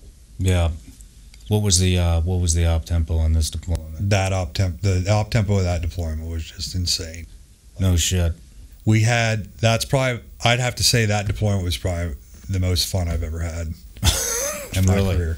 Yeah, I mean, that was a correlation of like the years of training and blood, sweat, tears, everything that you put into, the training and the workups, getting ready for deployments, and then that just having that opportunity, being presented with that opportunity of being able to utilize all that training and those skill sets in a real life, real world life kind of thing. What was the primary mission? We were there doing FID. We had our host nation forces. We were running commandos. We were running ANASF, which, for those who are not familiar, it's Afghan National Army, but they're special forces. So we stood up a curriculum and a pipeline for the commandos that wanted to go like a special forces route and get more training, and we literally trained those guys on everything. How many guys are there? Because sometimes we did FID, and FID was like fucking one Iraqi, two Iraqis. No, we had two platoons attached to us. Okay. They were living in the same compound as us. So you're like doing the SF mission for the most part. Yeah. Now, and that turned into like that FID mission turned into more like direct action, special reconnaissance type missions. Our job was to be there to mentor and advise the Afghan National Army to ensure that they had the training that they needed to be able to take the wheel. Doesn't always work out that way. Yeah. But during that time, I mean, we were at a VSP, a Village Stability Platform, kind of in the middle of nowhere in Herat Province. Right, and where we were, man, it was just surrounded by villages that were nothing but Taliban. So if we weren't outside the wire getting in engagements, they were rocketing the shit out of us and, doing stuff like that. So we stayed busy. And even like the guys in that team, like, they didn't like to have nothing to do. They were always wanting to work. Yeah. Just everybody had like crazy work ethic and just it was ready to go. We knew that deployment was kind of the end of the line. That deployment was essentially right before the plug was pulled and the majority of forces were pulled out of Afghanistan, and we knew that. All the VSPs were getting demilled and tore down and all that stuff. I know this from when we were working before, and I've heard, you talk about it, and I've seen the video. But a major event happened that you were involved in again, that you can essentially take credit for. So let's go over what happened there. We basically got tasked with going through, you know, got tasked by Siege Soda. They wanted us to go and do a sweep through this village where they had intel saying that there were some IED facilitators and guys that were running IED and weapons facilitators and guys that were running back and forth from Afghanistan and Iran. Guys were coming back and forth, and when they came back, that was essentially the area where all these weapons and IED making materials were being disseminated to Taliban. So we were, you know, tasked with going through, doing a full sweep of this village, searching everything. It was supposed to be like a 2-day op, and we were going to walk in because at that time their EW or their early warning signals were just, they were good. They knew if we left the wire, they knew we were coming. If, you know, they would have, you know, little brevity codes, you know, the wolves are coming, you can hear on the cell phone chatter. So we said, you know what, fucker, we're going to walk. So you fucking humped in? Yeah, we fucking humped in. You know, we had, I mean, you're talking 2 days worth of shit in a ruck, and you think 2 days, oh, I'll just pack some skivvies and socks. No, you need fucking batteries, you need chow, you need enough ammo, or if shit hits the fan, you're not going to go Winchester. So we're loaded the fuck down. Did you guys have any fucking assets, or was it just no. As far as air or at that for that mission, we didn't have. There was no QRF. We were out there on our own, dude. Like we were, I think, 60 miles from the closest base. So we were on our own. There was no QRF. Occasionally, we would have ISR, and stuff like that. But for that one, we did not. No shit. Not until the daytime. So we walk in at night. Once we get into the village, you know, we basically hold up in a compound, wait for daylight. Daylight comes, we come out of the compound, everybody goes to their positions, and we start our sweep. Wasn't even 10 minutes. We started taking fire. At this point, we had 3 elements. All 3 elements were split into different positions. My element, we slipped into a compound, the closest compound that we could find to take cover. And basically, we fought from the compound. You know, they were from all different directions. You know, we cut out murder holes in the walls of this compound. I got up on the roof. For a lot of these houses in Afghanistan, the way that they're constructed, they're essentially mud huts. You know, they're hard, not hard as concrete, but they're big mud huts, and they've got these giant domes on the top, almost like fighting positions. And so that's what I did. I got up on the top of the roof and you know, started engaging, you know, targets, and you can see the guys are running back and forth and, you know, popping out of doorways of buildings and stuff like that. Yeah, I was up on the roof. They kind of honed in on my position. You know, you could see like where I was kind of tucked in between these 2 domes. I would put my head down, and you could see like rounds would be like ricocheting off the top of the dome. And at this time, I had a helmet camera on, and I'm just kind of, I went back and looked at the footage afterwards, and it's like I'm just sitting there laughing. But it is weird. Sometimes it's a good feeling when you're getting shot at, because, dude, it's like, you know what's about to happen. Yeah. So it just so happened that my team leader happened to be with my element when that went down. He just happened to be with us as we were doing the sweep, and he's down inside the compound, and he's on the fucking hook with our JTAC trying to get air assets on the line to get him to come in. And he's like, dude, you need to come down. You need to come down. So I come down off the roof, and we had 3 murder holes, you know, dug out of different sides of this compound, one on each side. And so he's like, hey, if you want, you know, go in there with so-and-so and, you know, just man the murder hole, just, you know, see what's going on. So for a while there was a lull in fire. You know, it wasn't really shit going on. It got quiet. It went from just like shit was going off everywhere to just stopped. So my buddy's like, hey man, I need to piss. You mind just, you know, keep an eye on him? Yeah, dude, go ahead. So, you know, I'm in this murder hole. I'm just sitting here and I'm watching, and all of a sudden I see 2 dudes on a motorcycle hauling ass. They're coming on and they're trying to flank us this way. I don't know if they had another element or something that they were staged that they were trying to get to or what. But I could see when they were hauling ass, they both had man jams and both had AKs strapped to their backs, which, dude, we were just in a firefight. Like, you're a military age male, you're on a motorcycle, and you've got an AK strapped to your back. Like, yeah, fair game. Well, as I'm in this, I'm looking through this murder hole, I didn't catch the guys on this motorcycle until I got about to my right lateral limit, if you will, or to when my field of view was cut off. So immediately the instinct kicks in again. I haul ass. My buddy's he's coming from using the bathroom back into the room where we were at, and I'm like, push him out of the way. I'm like, move. And I'm hauling ass. And I was trying to make it to the other side of the compound so I could get into the other murder hole to see where they were going.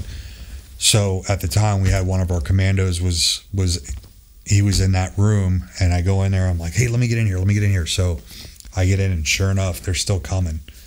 And I just engaged a single round to each guy. First one launched the driver of the motorcycle off the motorcycle. We were at really close range. I don't think they realized that we had murder holes dug out, and they didn't see anybody on the roof anymore. So I think they took that as their window of opportunity to make a run for it. You think they thought you were dead? I don't think they thought I was dead. They could have thought that. They may have thought that, but all they know is that there was nobody else on the roof returning fire. Because when I was up there, I'd pop up over the dome, return some shots, get back down. Well, a good 20 minutes went by where I wasn't up on the roof. So I think they saw that as their window of opportunity to either try to get away or try to get to another position or whatever they were trying to do. And essentially, they got cut off. Yeah. So I engaged both targets. And then the fire starts again. Like, well, let me back up.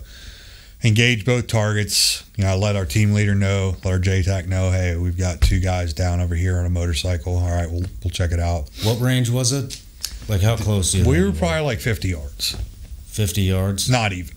Okay. Not even. Now that I'm thinking of it, it's probably closer, like 35 yards. Oh, fuck. It was close. Okay. Yeah, they were real close to the building and where the road was. They were trying to go by. And he flew off the fucking bike? The first guy that I engaged was the driver of the motorcycle because I wanted to stop the motorcycle. So he was the first one I engaged.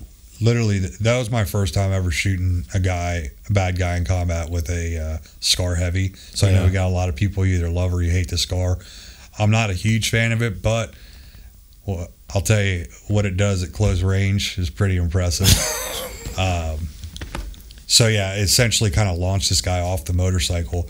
Before the motorcycle could fall over, the guy in the back tried to stand up as the motorcycle's falling over, and about the same time that his feet hit the ground is when I pulled the trigger on the second shot, and took him out as well. Shit. So you must have hit him from the side then. Yeah, they were coming from the side, so I hit him both from the side. Yeah. Fuck. And they're just one shot? One shot, dude. That's all it took? That's all it took. God damn. One shot on each. That was it. Fuck. And so moving forward, we had a couple casualties. We had a medevac bird en route, but because of where we were at, it was too hot. We needed to link up with the other element that had the casualties. We needed to link up with them, which is like probably 500 yards away. To another compound to be able to provide security so that the medevac bird could land and pick up our casualties. How many were they Americans or were they? We had 2. I want to say 2 Afghans and 1 American. Yeah. There's two Afghan National Army guys and 1 U.S. coalition guy. Yeah. None of them were severe, but severe enough to where we needed to call a medevac. So we exit the compound. We know everything. By this point, an hour or so has gone by with no fire. We go to exit the compound. We don't make it, 100 yards. We start getting engaged again. They were just waiting. Yeah, they were waiting for us to move. And this time they were behind a wall, and they had PKMs, RPKs. Oh, shit. I mean, the whole 9. Luckily, where we were at the time was close to a little irrigation ditch. And so you're talking a whole, like an element of, you know, probably like 6 soft guys and then like another dozen commandos. And we're all like crawling through this ditch. And I distinctly remember laying face down in this ditch, and my ruck, mind you, I packed out my ruck like I was going to need it for 2 full fucking days. This was supposed to be a 48-hour mission. So I'm crawling through this ditch, and I can feel rounds impacting my rucksack, which I do still have the rucksack. Oh, shit. Yeah. So I could feel the rounds impacting, and right in front of me is our JTAC. They weren't hitting your fucking gummy bears, were they? Oh, dude, that would have been fucking game over if they hit my gummy bears. I kept those on my person. Yeah, first line. So JTAC's right in front of me, and he's on the hook. You know, he's trying to get Apaches to come in and whatnot, and we're pinned down. And I'm sitting there, and I remember being in boot camp and having to go through the little course that they had with, like, you know, barbed wire little things, and you're crawling through the mud, and they're like, drag your face, and you're like thinking to yourself at the time, when the fuck am I ever really gonna be dragging my face in the fucking mud? Like, what? And at that time, I was dragging my fucking face, dude. That's how low I was. I was trying to get so small in that little ditch because I could feel those rounds impacting, you know, my ruck, and I was like, man, a couple inches lower and they're gonna hit me. Yeah. All of a sudden, this makes sense.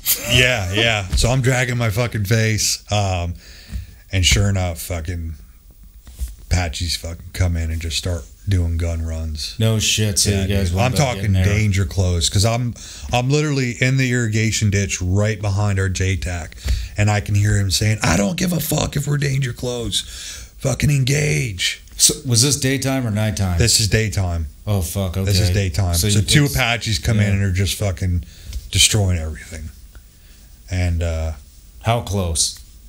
Like less than 100 fucking yards close. Okay. Yeah. Yeah. Like, that'll make your asshole pucker up. Fuck if it did. Even more than it already is. Yeah. So, but that was like, so that happened. They engage the enemy, eliminate the enemy, and we keep going. We link up at the other compound. Medevac bird comes in, and then we end up, you know, leaving. But I think it was the following afternoon, we had a team meeting and the talk, and we're kind of going around the horn, getting intel reports from our intel analysts and different things, you know, trying to just, everybody's keeping up to speed. And my team sergeant was like, yep, so just so you know, K-Fed, you got dead milkmen. Everybody's like, what? Dead Milkman was number 3 on the HVI list at the time. He had been getting tracked for multiple deployments, multiple SEAL teams, multiple ODAs, trying to fucking get this guy. And it just so happened by chance he was one of the guys on that motorcycle. And you fucking got him. Apparently I got him. And you were the only shooter. Yeah, only shooter. Nobody else saw him, because unless you were looking through that murder hole, damn, dude, you wouldn't have been able to see him. So you fucking took out number 3 at the time. Yeah. I think number 3 has, what, like a 2 or 3 week life expectancy? Yeah. For a long time, but I mean, it's fucking number 3. How'd that feel? Felt good, man. Felt really good. At that time, I had already been accepted in the team. Like, I'd made friends. Those guys were awesome. Like, we had been through shit together already, but that felt really good. And the only way we found out was, you know, just as well as I do, like in that culture, they are supposed to bury their dead within 24-hour time frame. And the way we found out is by that afternoon, after we had left, because that happened about mid-morning, by late that afternoon, there was like 350 to 400 people there for a little like funeral service for the burial of dead milkmen. How the fuck? So ISR feed, basically. They were able to ID him from that? You guys didn't take any skin or fucking hair, yeah. You did take hair samples? Yeah, we took hair samples and stuff. So between that and then, you know, all the intel we got, you know, ISR and stuff like that, showing the funeral and everything, all the cell phone chatter and stuff that was going on between the locals and the people there, we had gotten dead milkman. Fuck, man. Yeah. Well, I'll bet they're glad they hand selected you for that fucking unit. So, otherwise that motherfucker might still be running around, especially since everybody was already after him. You know, and that's how it is too. All the fucking units are competing with each other. You know, it's the fucking SEALs are competing with MARSOC, Green Beret. Everybody is. We're all just competitive nature guys. You know, we're just all trying to. And it was just one of those things, dude. Right place, right time. I didn't do anything that anybody else wouldn't have done, or it wasn't like I, you know, did anything special to get in that position. I just happened to be in the right place at the right time, and you know, I knew I was engaging somebody that was a threat. Didn't know who it was though. It's a fucking huge threat. Yeah. Was he the driver of the motorcycle or the passenger? Did you know? The passenger. He was being. Come to find out, it was like he was being escorted out of the area. I'll be damned. I think it's safe to say that that op was probably the highlight of that deployment for me, anyways. For me personally, that was like the highlight of that deployment, and essentially highlighted my career. I mean, it's when everything comes together, years and years of training and, you know, dedication that you put forth to what our job entails, and you have the ability to utilize that, you know, over there. That's like, doesn't get better than that. You know what I mean? Yeah. Well, I mean, I could definitely see how that would be the highlight. Fucking getting rid of number 3, but you got rid of another number 3. Yeah, we went on. That deployment, that was about halfway through that deployment, and again, it was a very successful deployment. Like, we did a lot of shit. We ended up, you know, killing some other high value individuals, you know, before we left. So if you gauge your success by that, like we went there and did what we were required to do, or expected to do, I should say, and then packed our bags and went home. Yeah, it sounds like you guys were operating at the fucking apex of what any operator could dream of, and that's fucking awesome, man. Yeah, absolutely. That's a good way to put it, for sure. For sure. It was very the satisfaction factor was definitely there. You're doing everything you put the time in, and the blood and the sweat and the tears to do, and then you go home. And how was that? So you go home. This is where shit starts to fall apart. Yeah. You know, everybody, the modern day guys, or the guys that are getting out more recently, they start hearing these stories about the transition, and I think it's probably the most dreaded part of your life that these guys have to look forward to. Yeah. When they get out. But yeah, the transition for me, it was extremely challenging. You know, when I got back from that deployment, you know, a couple months had went by, and I started noticing that I was experiencing things and, you know, having just certain scenarios and situations and symptoms, I guess you could say. I didn't know what the fuck was wrong with me. You know, I didn't know what was going on. You know, I would have like these fits of rage where I would just go from like 0 to 100 like that, you know. Severe migraines, headaches. I mean, straight up like debilitating.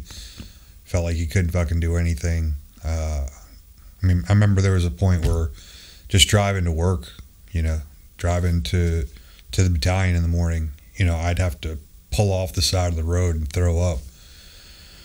Couldn't tell you why. Holy shit. Yeah, I couldn't tell you why. Now, I didn't really, all this shit was happening, and you know, the depression set in and all that stuff, and I never said anything. It was just kind of like swept under the rug, and it kind of came to a head. I remember I was getting ready to go to a school. I don't remember if it was dye school or what it was. I was getting ready to go to a school, and I needed an updated physical. So I go into BAS, which is our doctor's office, if you will. And I'm like, hey, I need some signatures from the doc. I need a physical. The corpsman there is like, roger that. Let's go ahead and get your vitals, yada, yada, yada. And so he sits down, takes my temperature, you know, does my blood pressure, and he starts asking me questions. And he's like, did you run here today? And I was like, no.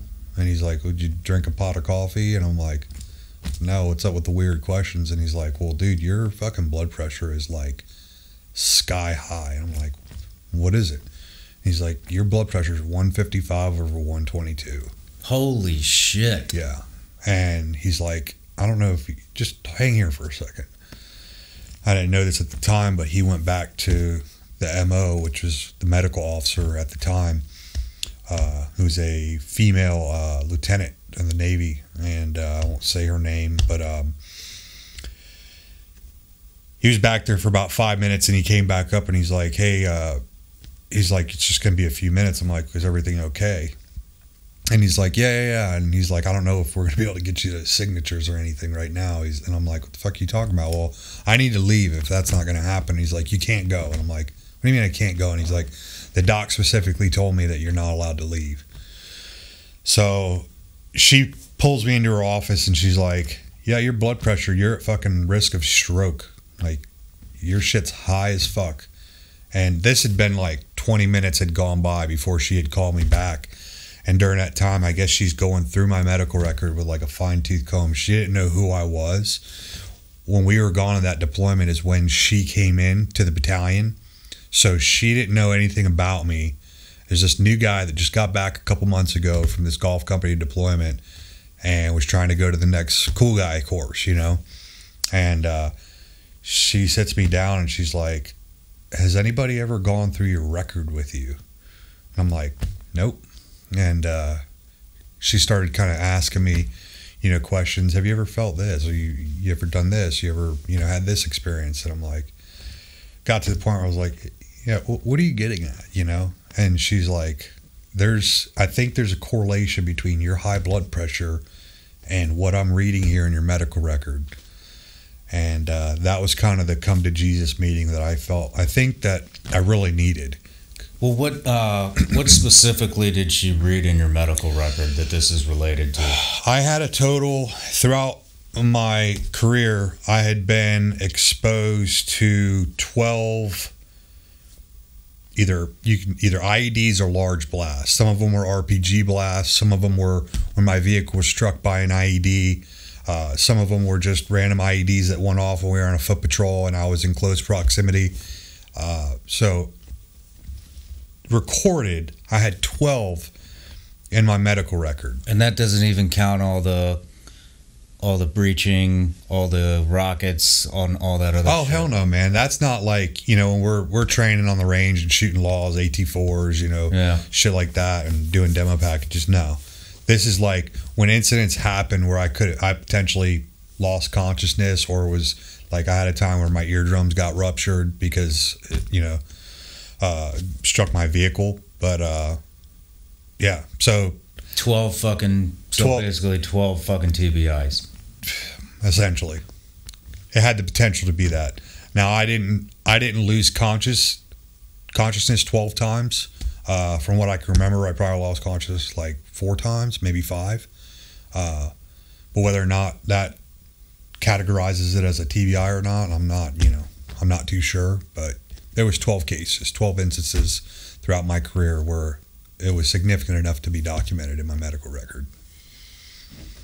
Fuck, and this is from first deployment that you ever made with the infantry all the way to last one with MARSOC.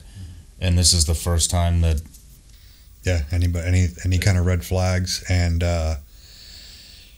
it was good because the way she approached it, you know, we're very fucking hard-headed. We're very prideful. Like, we're quick to sweep shit like that under the rug and just focus on the mission, you know, at hand. And that's kind of what it was. And she was like, look, fuckstick, like, you've got some issues, you know.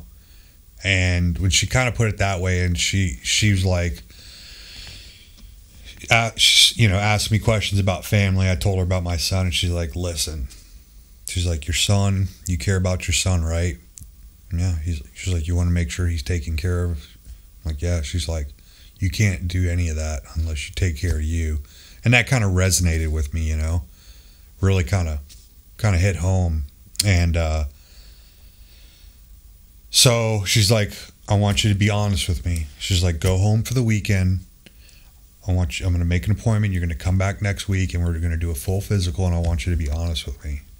And so I went home that weekend and just kind of thought about everything, and I was scared to talk, to say what I was experiencing, because I was on that high. You know, we had just come off a really successful deployment, and I was getting ready to go to a school that I've been trying to get for a while. And then after I got back from that school, I was going to jump into another workup and deploy again. How long after deployment is this happening? After that last deployment, it was probably 2 months. Holy fuck. Were you having any symptoms on deployment? Yeah, the symptoms had started even prior to my last deployment, but it was all stuff that I just, you know, dude, we don't say shit, you know what I mean? It's just, you know, you don't want to do anything that's going to remove you from your team, you know? Yeah. Stubborn in a sense, but so yeah, that happened. Went back the next week, and I spilled my guts, man. I told her everything that I was experiencing. I told her I don't know what the fuck's going on with me, and I've been super depressed. So long story short, she wanted to enroll me in the Spirit Intrepid Center on Camp Lejeune, which was our brain treatment facility. It's a 20-week inpatient or outpatient program where they do everything from like vestibular rehab to cognitive therapy, physical therapy, occupational speech therapy, all that stuff. And you're basically going there and you're receiving treatment every day for 20 weeks. That's your sole purpose. And she thought that I needed to go into that program because of everything that was going on, and so they could kind of dig a little deeper and see what was going on. And that's when I found out about the TBI, and they had done MRIs in my brain and shit, and you know, it was just like, okay. So when you went home for that weekend, nobody wants to be, I guess I shouldn't say nobody, most guys don't want to be diagnosed with anything because they don't want to be separated from the team or miss a deployment or any of that shit. But on the other hand, at least for me, I was also at the same time scared I didn't want to hear what the fuck was wrong with me. And I know a lot of other guys have that. They have that. Did you have any of that fear that, because once you get it, it's fucking real. Yeah, dude, I was scared, you know, and I look back on it now and think how foolish I was, but I used to be that guy that was like, what the fuck is PTSD? Yeah. That shit's for the weak. Yeah. That means you fucking have a weak mind. That's how I used to look at it, because I was just, didn't know. I was uneducated, thought I was fucking, you know, bulletproof. At that age, that's how you feel. You feel like you're unstoppable, you know, and that's kind of where I was. And it was a humbling moment when I realized, like, this is me. Like, I'm human, and the accumulation of all these deployments and all this shit, like being at a high stress level in that fight or flight mode for years. You know, that was me now. You know, these are the effects, all these things that I was feeling and experiencing and everything. It was a result of all that time that I had spent doing that cool guy shit, you know? So everybody's like, you know, not everybody, but I'll get a lot of people like, dude, holy fuck, you, like, the things that you did is fucking amazing. Like, I would kill to fucking be able to do some of the things that you did. And while I'm grateful, I'm kind of like, it came with a price. Yeah. It came with a real hefty price. You know, have you heard of operator syndrome? Mm-mm.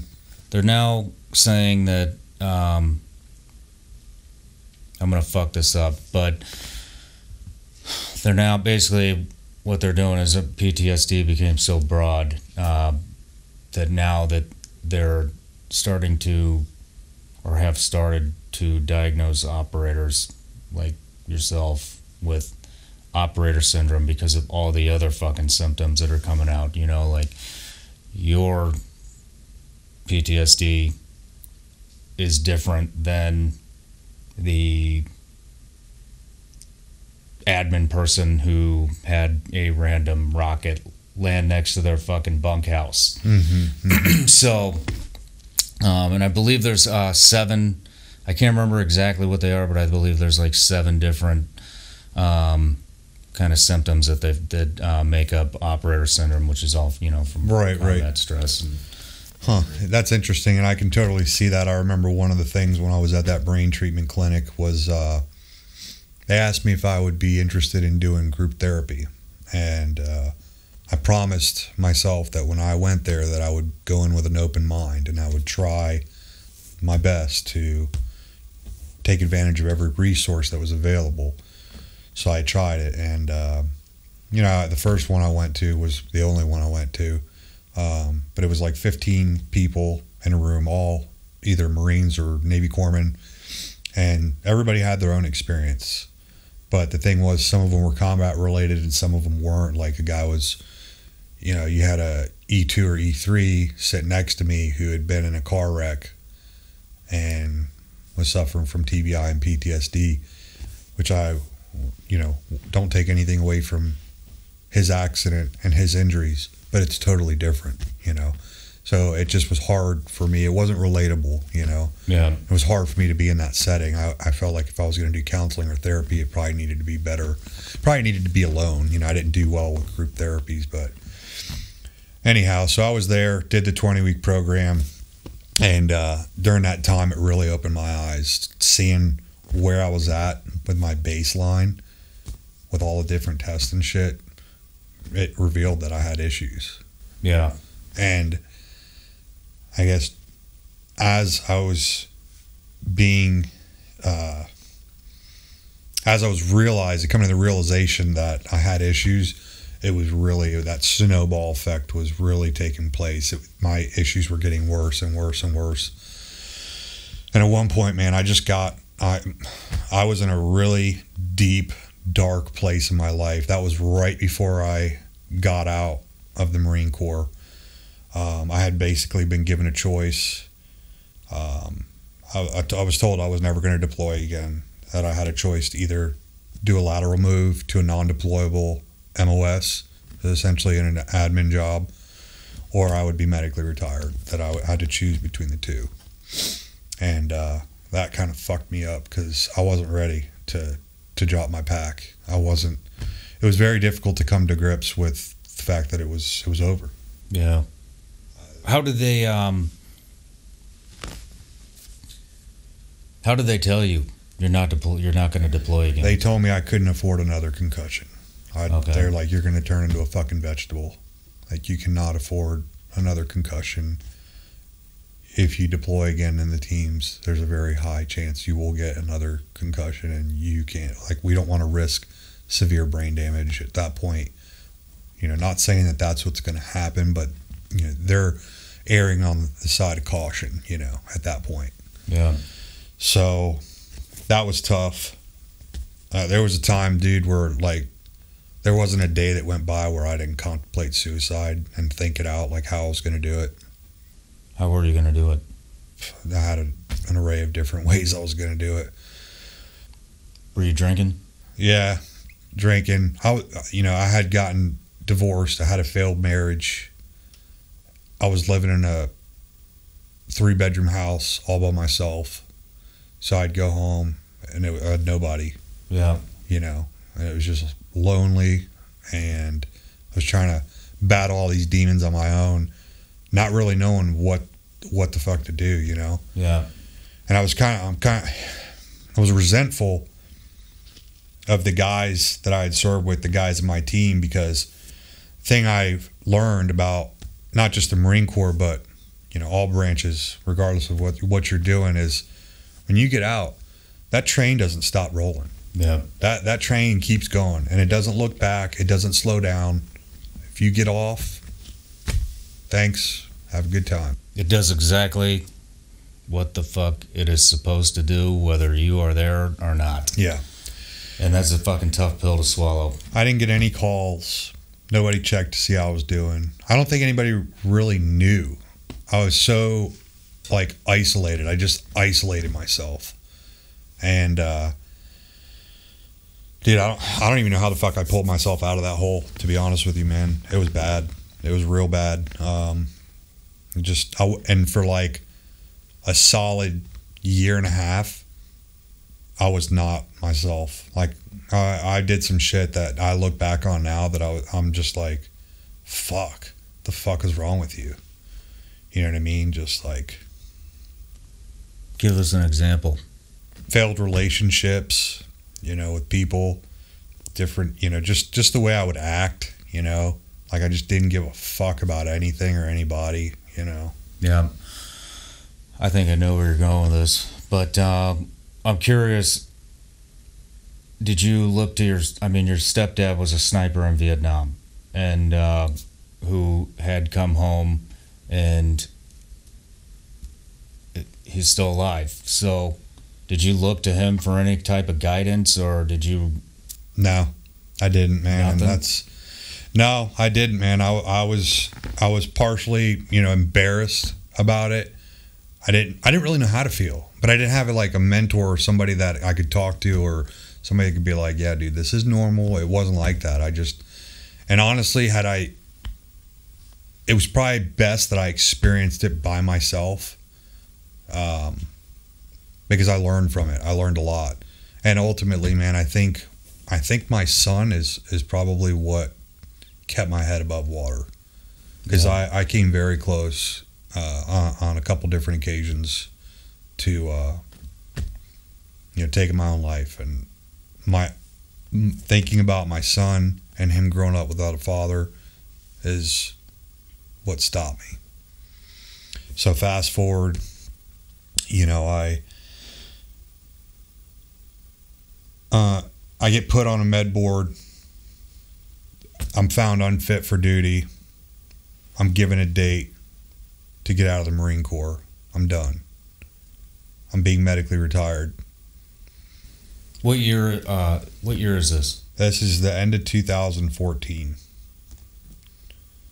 And I feel like the fucking walls are closing in around me, because I have no fucking idea what I'm going to do.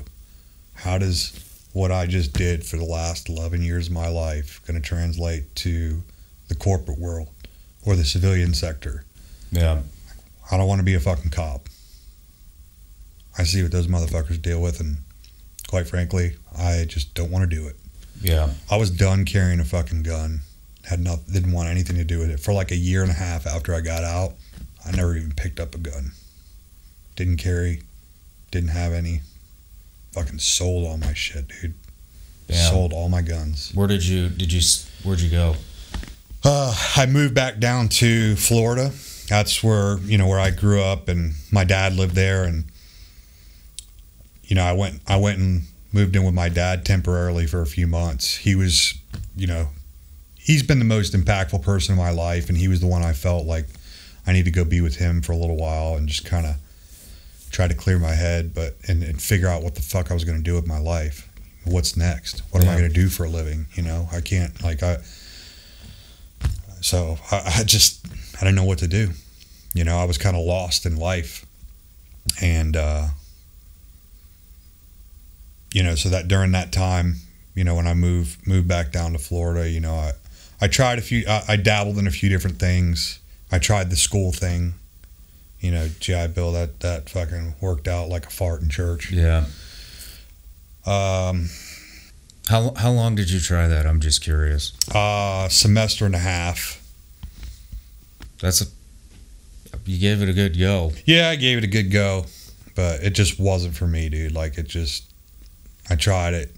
I thought that was like the thing to do. Yeah, well, coming back from 4 fucking combat deployments, being blown up 12 times, killing the fucking number 3 guy, SWAT Marines that are pussies out of the way so you can jump on the machine gun, and then go into a fucking classroom with a bunch of 18-year-old fucking chumps. That had to be a tough pill to swallow. Yeah, dude. Hey, you want to talk about feeling like an insignificant piece of shit? I was just trying to figure out, like, what the fuck happened. A year and a half ago, I was fucking, like, on top of the world. Yeah. You know? I was on top of the fucking world. And it was tough, man. So I did that. It didn't work out for me. Then I thought, all right, so maybe I want to do a trade school. Maybe I want to go be a Marine technician, go learn how to work on outboard motors and stuff like that.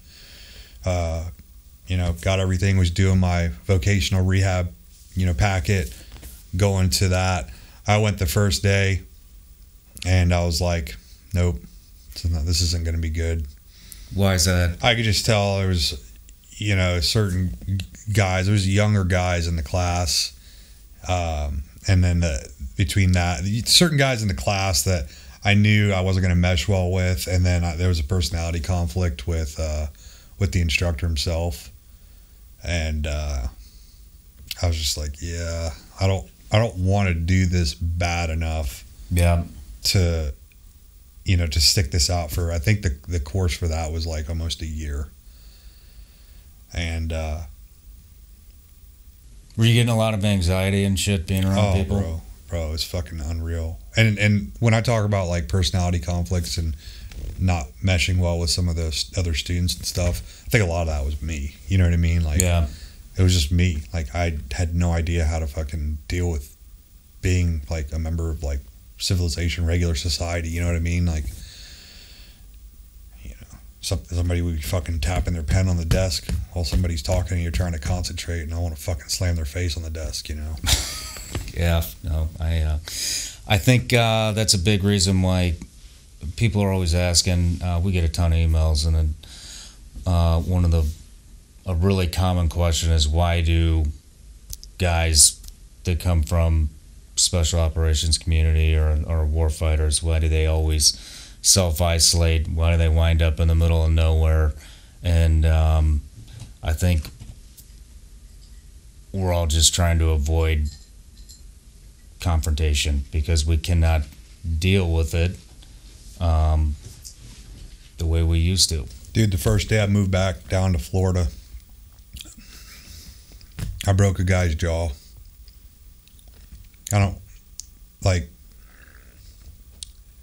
We're at a storage unit.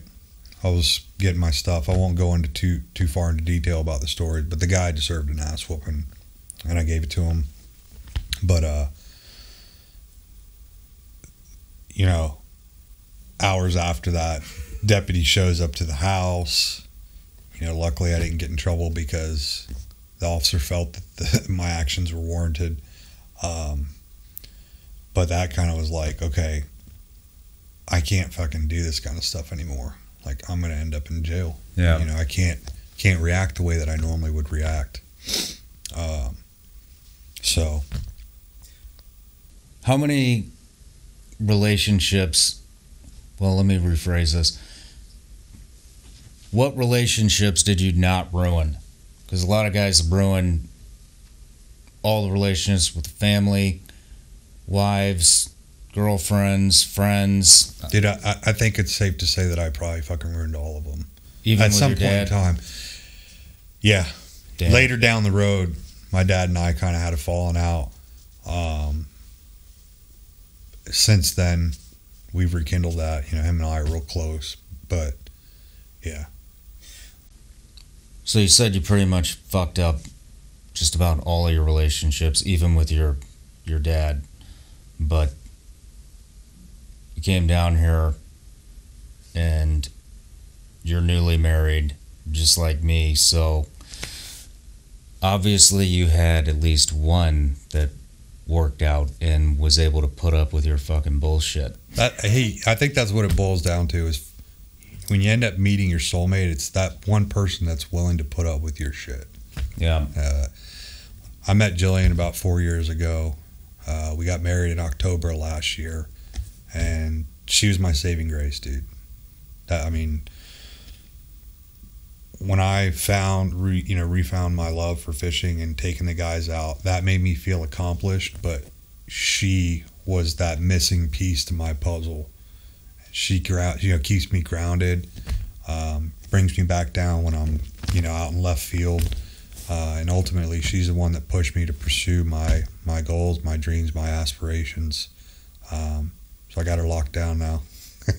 Well, that's fucking awesome, man. Yeah, man, we're really happy, and we're both in a really good place, and I'm a very lucky guy. Yeah, you guys are good together. Thanks, man. Appreciate it. A lot of people want to know how they can help somebody with PTSD or post-traumatic stress, TBI, with the transition. And I can tell you what definitely does not fucking work is when people try to relate to what you're dealing with who have never fucking been there. Yeah. So don't do that. But do you have any advice for people who do want to help? Anything? I mean, if you want to help, just be a good fucking American. Don't let guys that have done so much and sacrificed so much for the country feel like everything they did was for a fucking waste. Yeah.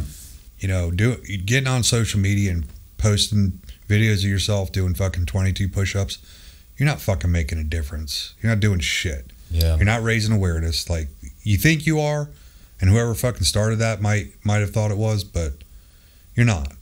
Okay, so just be a good fucking person, you know? Be a good person, and if you by chance do come across a combat veteran, just fucking say what's up.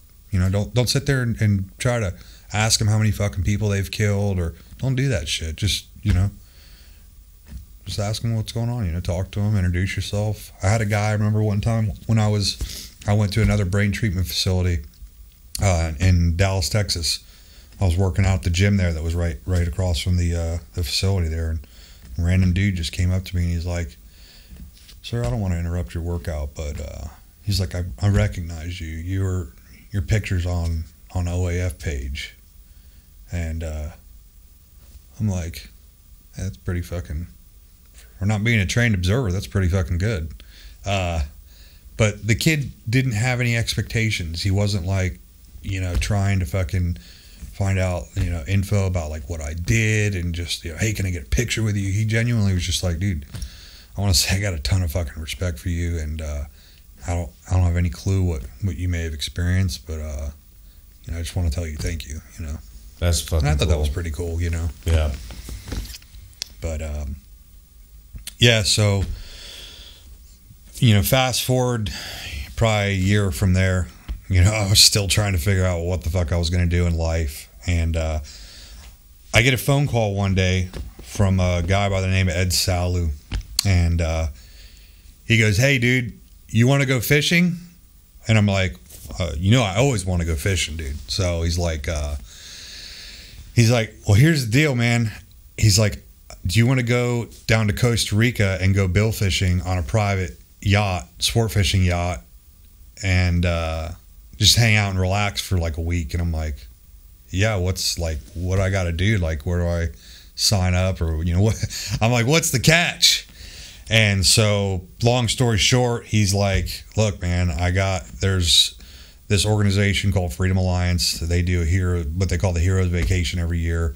And they basically select 15 guys to go down to Costa Rica and go down for a week and basically go bill fishing, you know, for marlin and sailfish and stuff, you know, once in a lifetime opportunity. And it's funny because in between missions on my last deployment, I remember we had a little internet center, and I remember going in there and getting on the internet and researching about like different charters and stuff, because I told myself, when I get home, like, that is my number one on my bucket list. I want to go down and catch trophy billfish. And the opportunity was presented to myself. I got to go down there, and it was a life-altering experience. No shit. Yeah, I grew up fishing down in Florida, freshwater fishing, saltwater fishing. Like, I grew up doing that.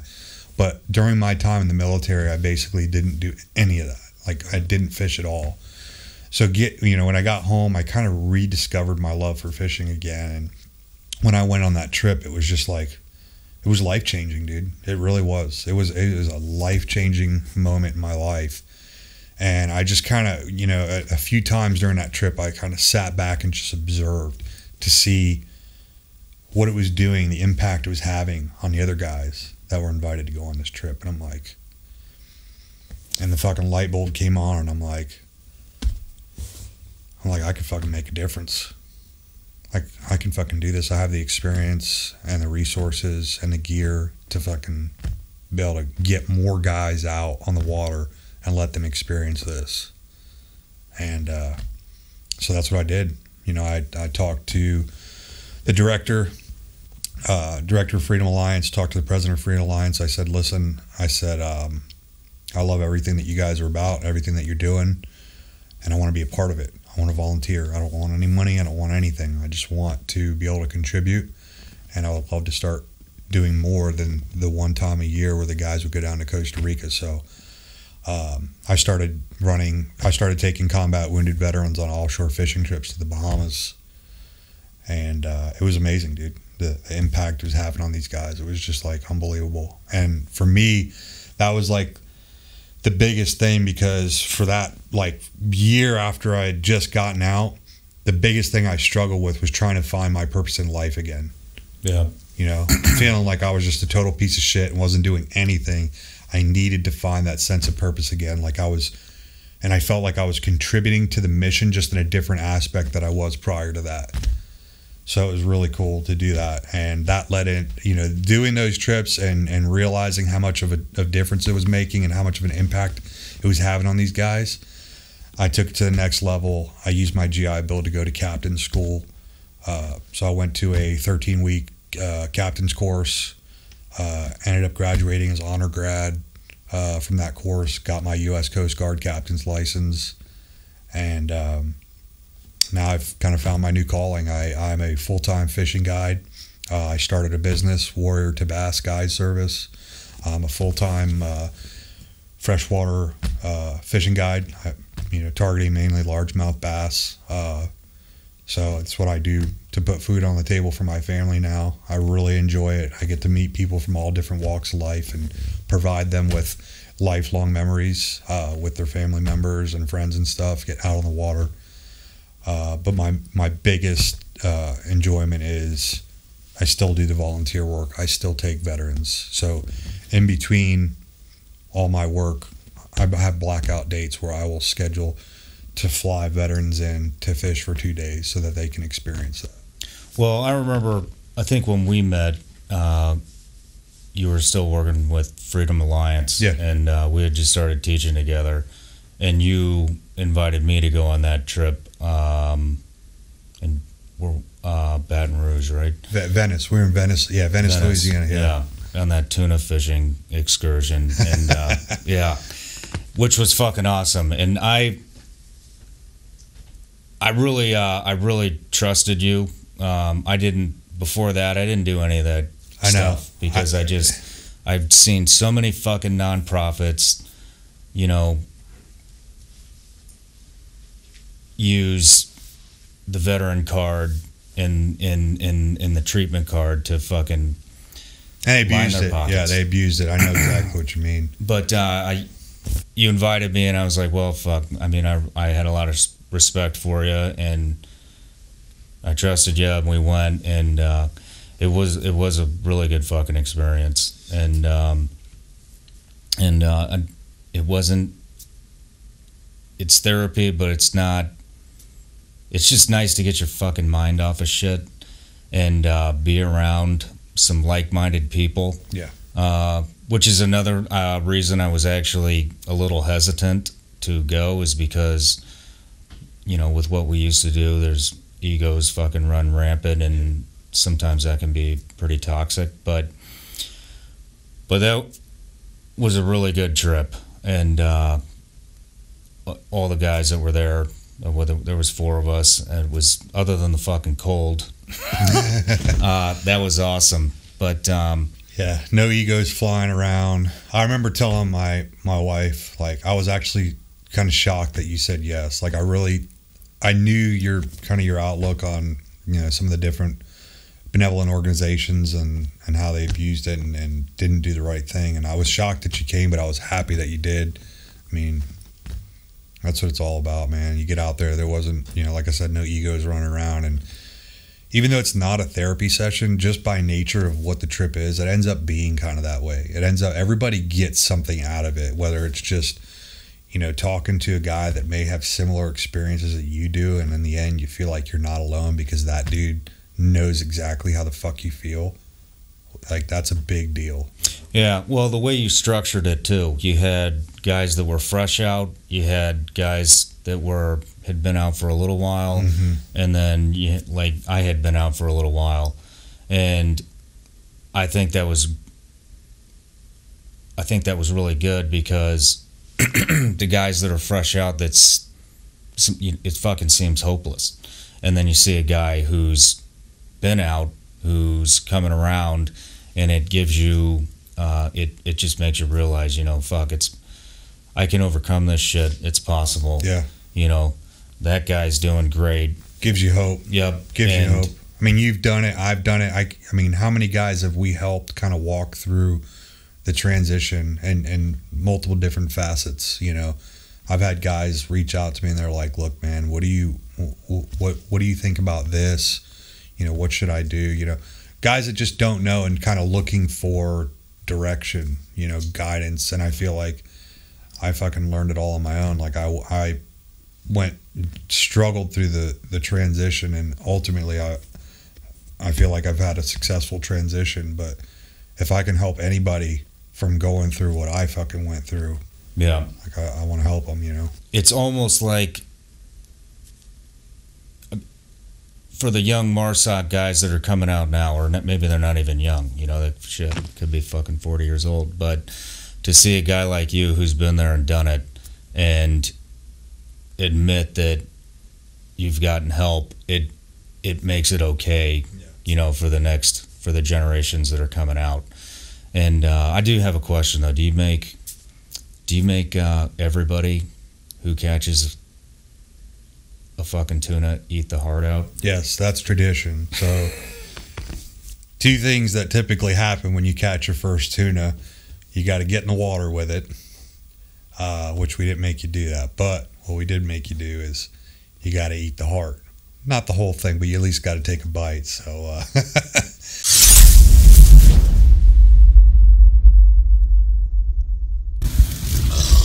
so for those of you guys that have or have not fished aboard any of Captain Mike Ellis's boats with Relentless Sport Fishing, there's kind of a tradition that's kind of adhered to, and anytime you catch your first yellowfin tuna, that is, you will taste the blood of that tuna. So eat your heart out, Shawn. I'd spit it out and give you worms. Freedom Alliance, Relentless Sport Fishing. Good stuff, guys. Good job, man. Congrats. Thank you. You're gonna swallow.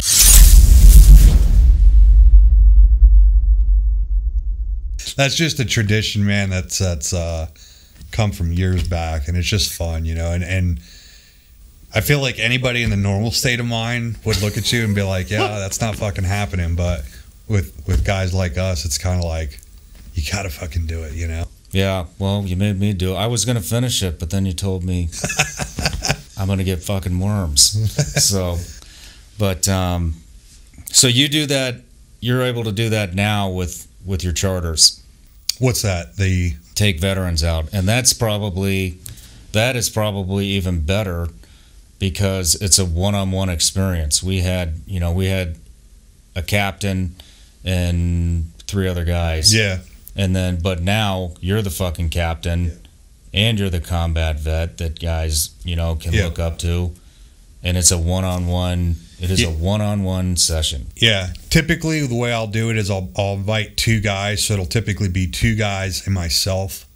Okay. But you know, I just want to emphasize that this is not a for-profit. These guys are not being charged when they're invited. You know, I select these guys and nominate them to come down for these trips based on people, not just random like, I got you and you. These are people that I feel can benefit from it, that need it. They need that reset button. What's that? You verify it. Oh, absolutely. Everybody that I've taken, I know. I either know or have somebody that's very close to me that knows them. And this is to ensure that everybody that gets the opportunity to go on these is actually deserving of it.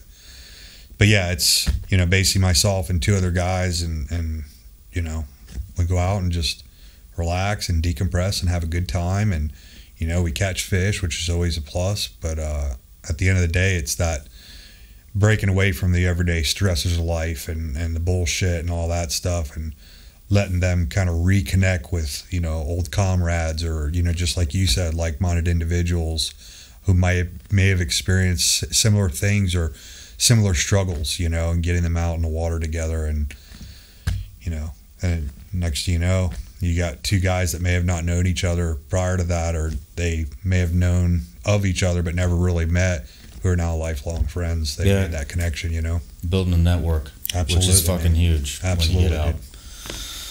Well, I think that's fucking awesome what you're doing. And so who's covering the cost of taking these guys out? Well, I am. Basically, you know, I'll put money aside, you know, when I can on my busier days, busier times a year. You know, I'll set some money aside, and you know, I'll eat the cost. You know, they're not paying me for, you know, to take them out. Like, it's just my boat, my gear, my time. The money that I do put forth is to cover things like airfare, lodging, food, all that stuff. So right now it's me. So we kind of talked about this before he came up, and I mean, I just think it's fucking great that you're paying to help and give back to the community, but I mean, in my opinion, you shouldn't be the one paying to give back to the community. So we spoke a lot about and talked a lot about business before we finally sat down and got you on the show. And so you can donate to Nick on Venmo and PayPal, and anything that gets donated goes to the next set of veterans that you're going to help. To a therapeutic fishing retreat. And you know, we get questions all the time at Vigilance Elite on how can I help the veterans? How can I help the veterans? How can I help the guys coming back home? What can I do to give back to them? Well, now's your chance. Nick's doing the dirty work. Not dirty work, but you know, Nick's doing the good work, and he's a great role model for the guys coming home, and he's got a lot of good advice. And the more money you donate to, what's your handle? So you can find me at Warrior to Bass Guide Service. It's spell out the name Warrior, the number 2, and then Bass. You can find me on Instagram. You can find me on Facebook, or you can go to my website, warriortobass.com. So all those proceeds get veterans out there, and you got to find an example of somebody who's had a successful transition. So check out Warrior 2 Bass, although I think it should be Warrior 3 Bass. But so I want to kind of wrap this thing up here, Nick. I just want to say it's been a real fucking honor to have you sit in that chair across from me, and you know, your fucking service record is amazing. I've worked with a lot of different operators from all different branches, especially when I was at CIA. I worked with all of them, and I gotta tell you, if I could go back and operate with somebody that I didn't get to before, you would be fucking top of my list, dude. And I don't say that shit to very many people, but you're just a solid motherfucker, dude. Yeah, I appreciate that, man. The feeling's mutual. I knew that from the time when we started teaching together, you know, doing the training and whatnot. I always thought to myself, man, we could have fucking wrecked some shit if we were deployed together. You're damn right. But all right, check out Warrior 2 Bass on Instagram, and best of luck to you, man. Thanks, brother. I appreciate you having me on the show. It's been an honor. Cheers.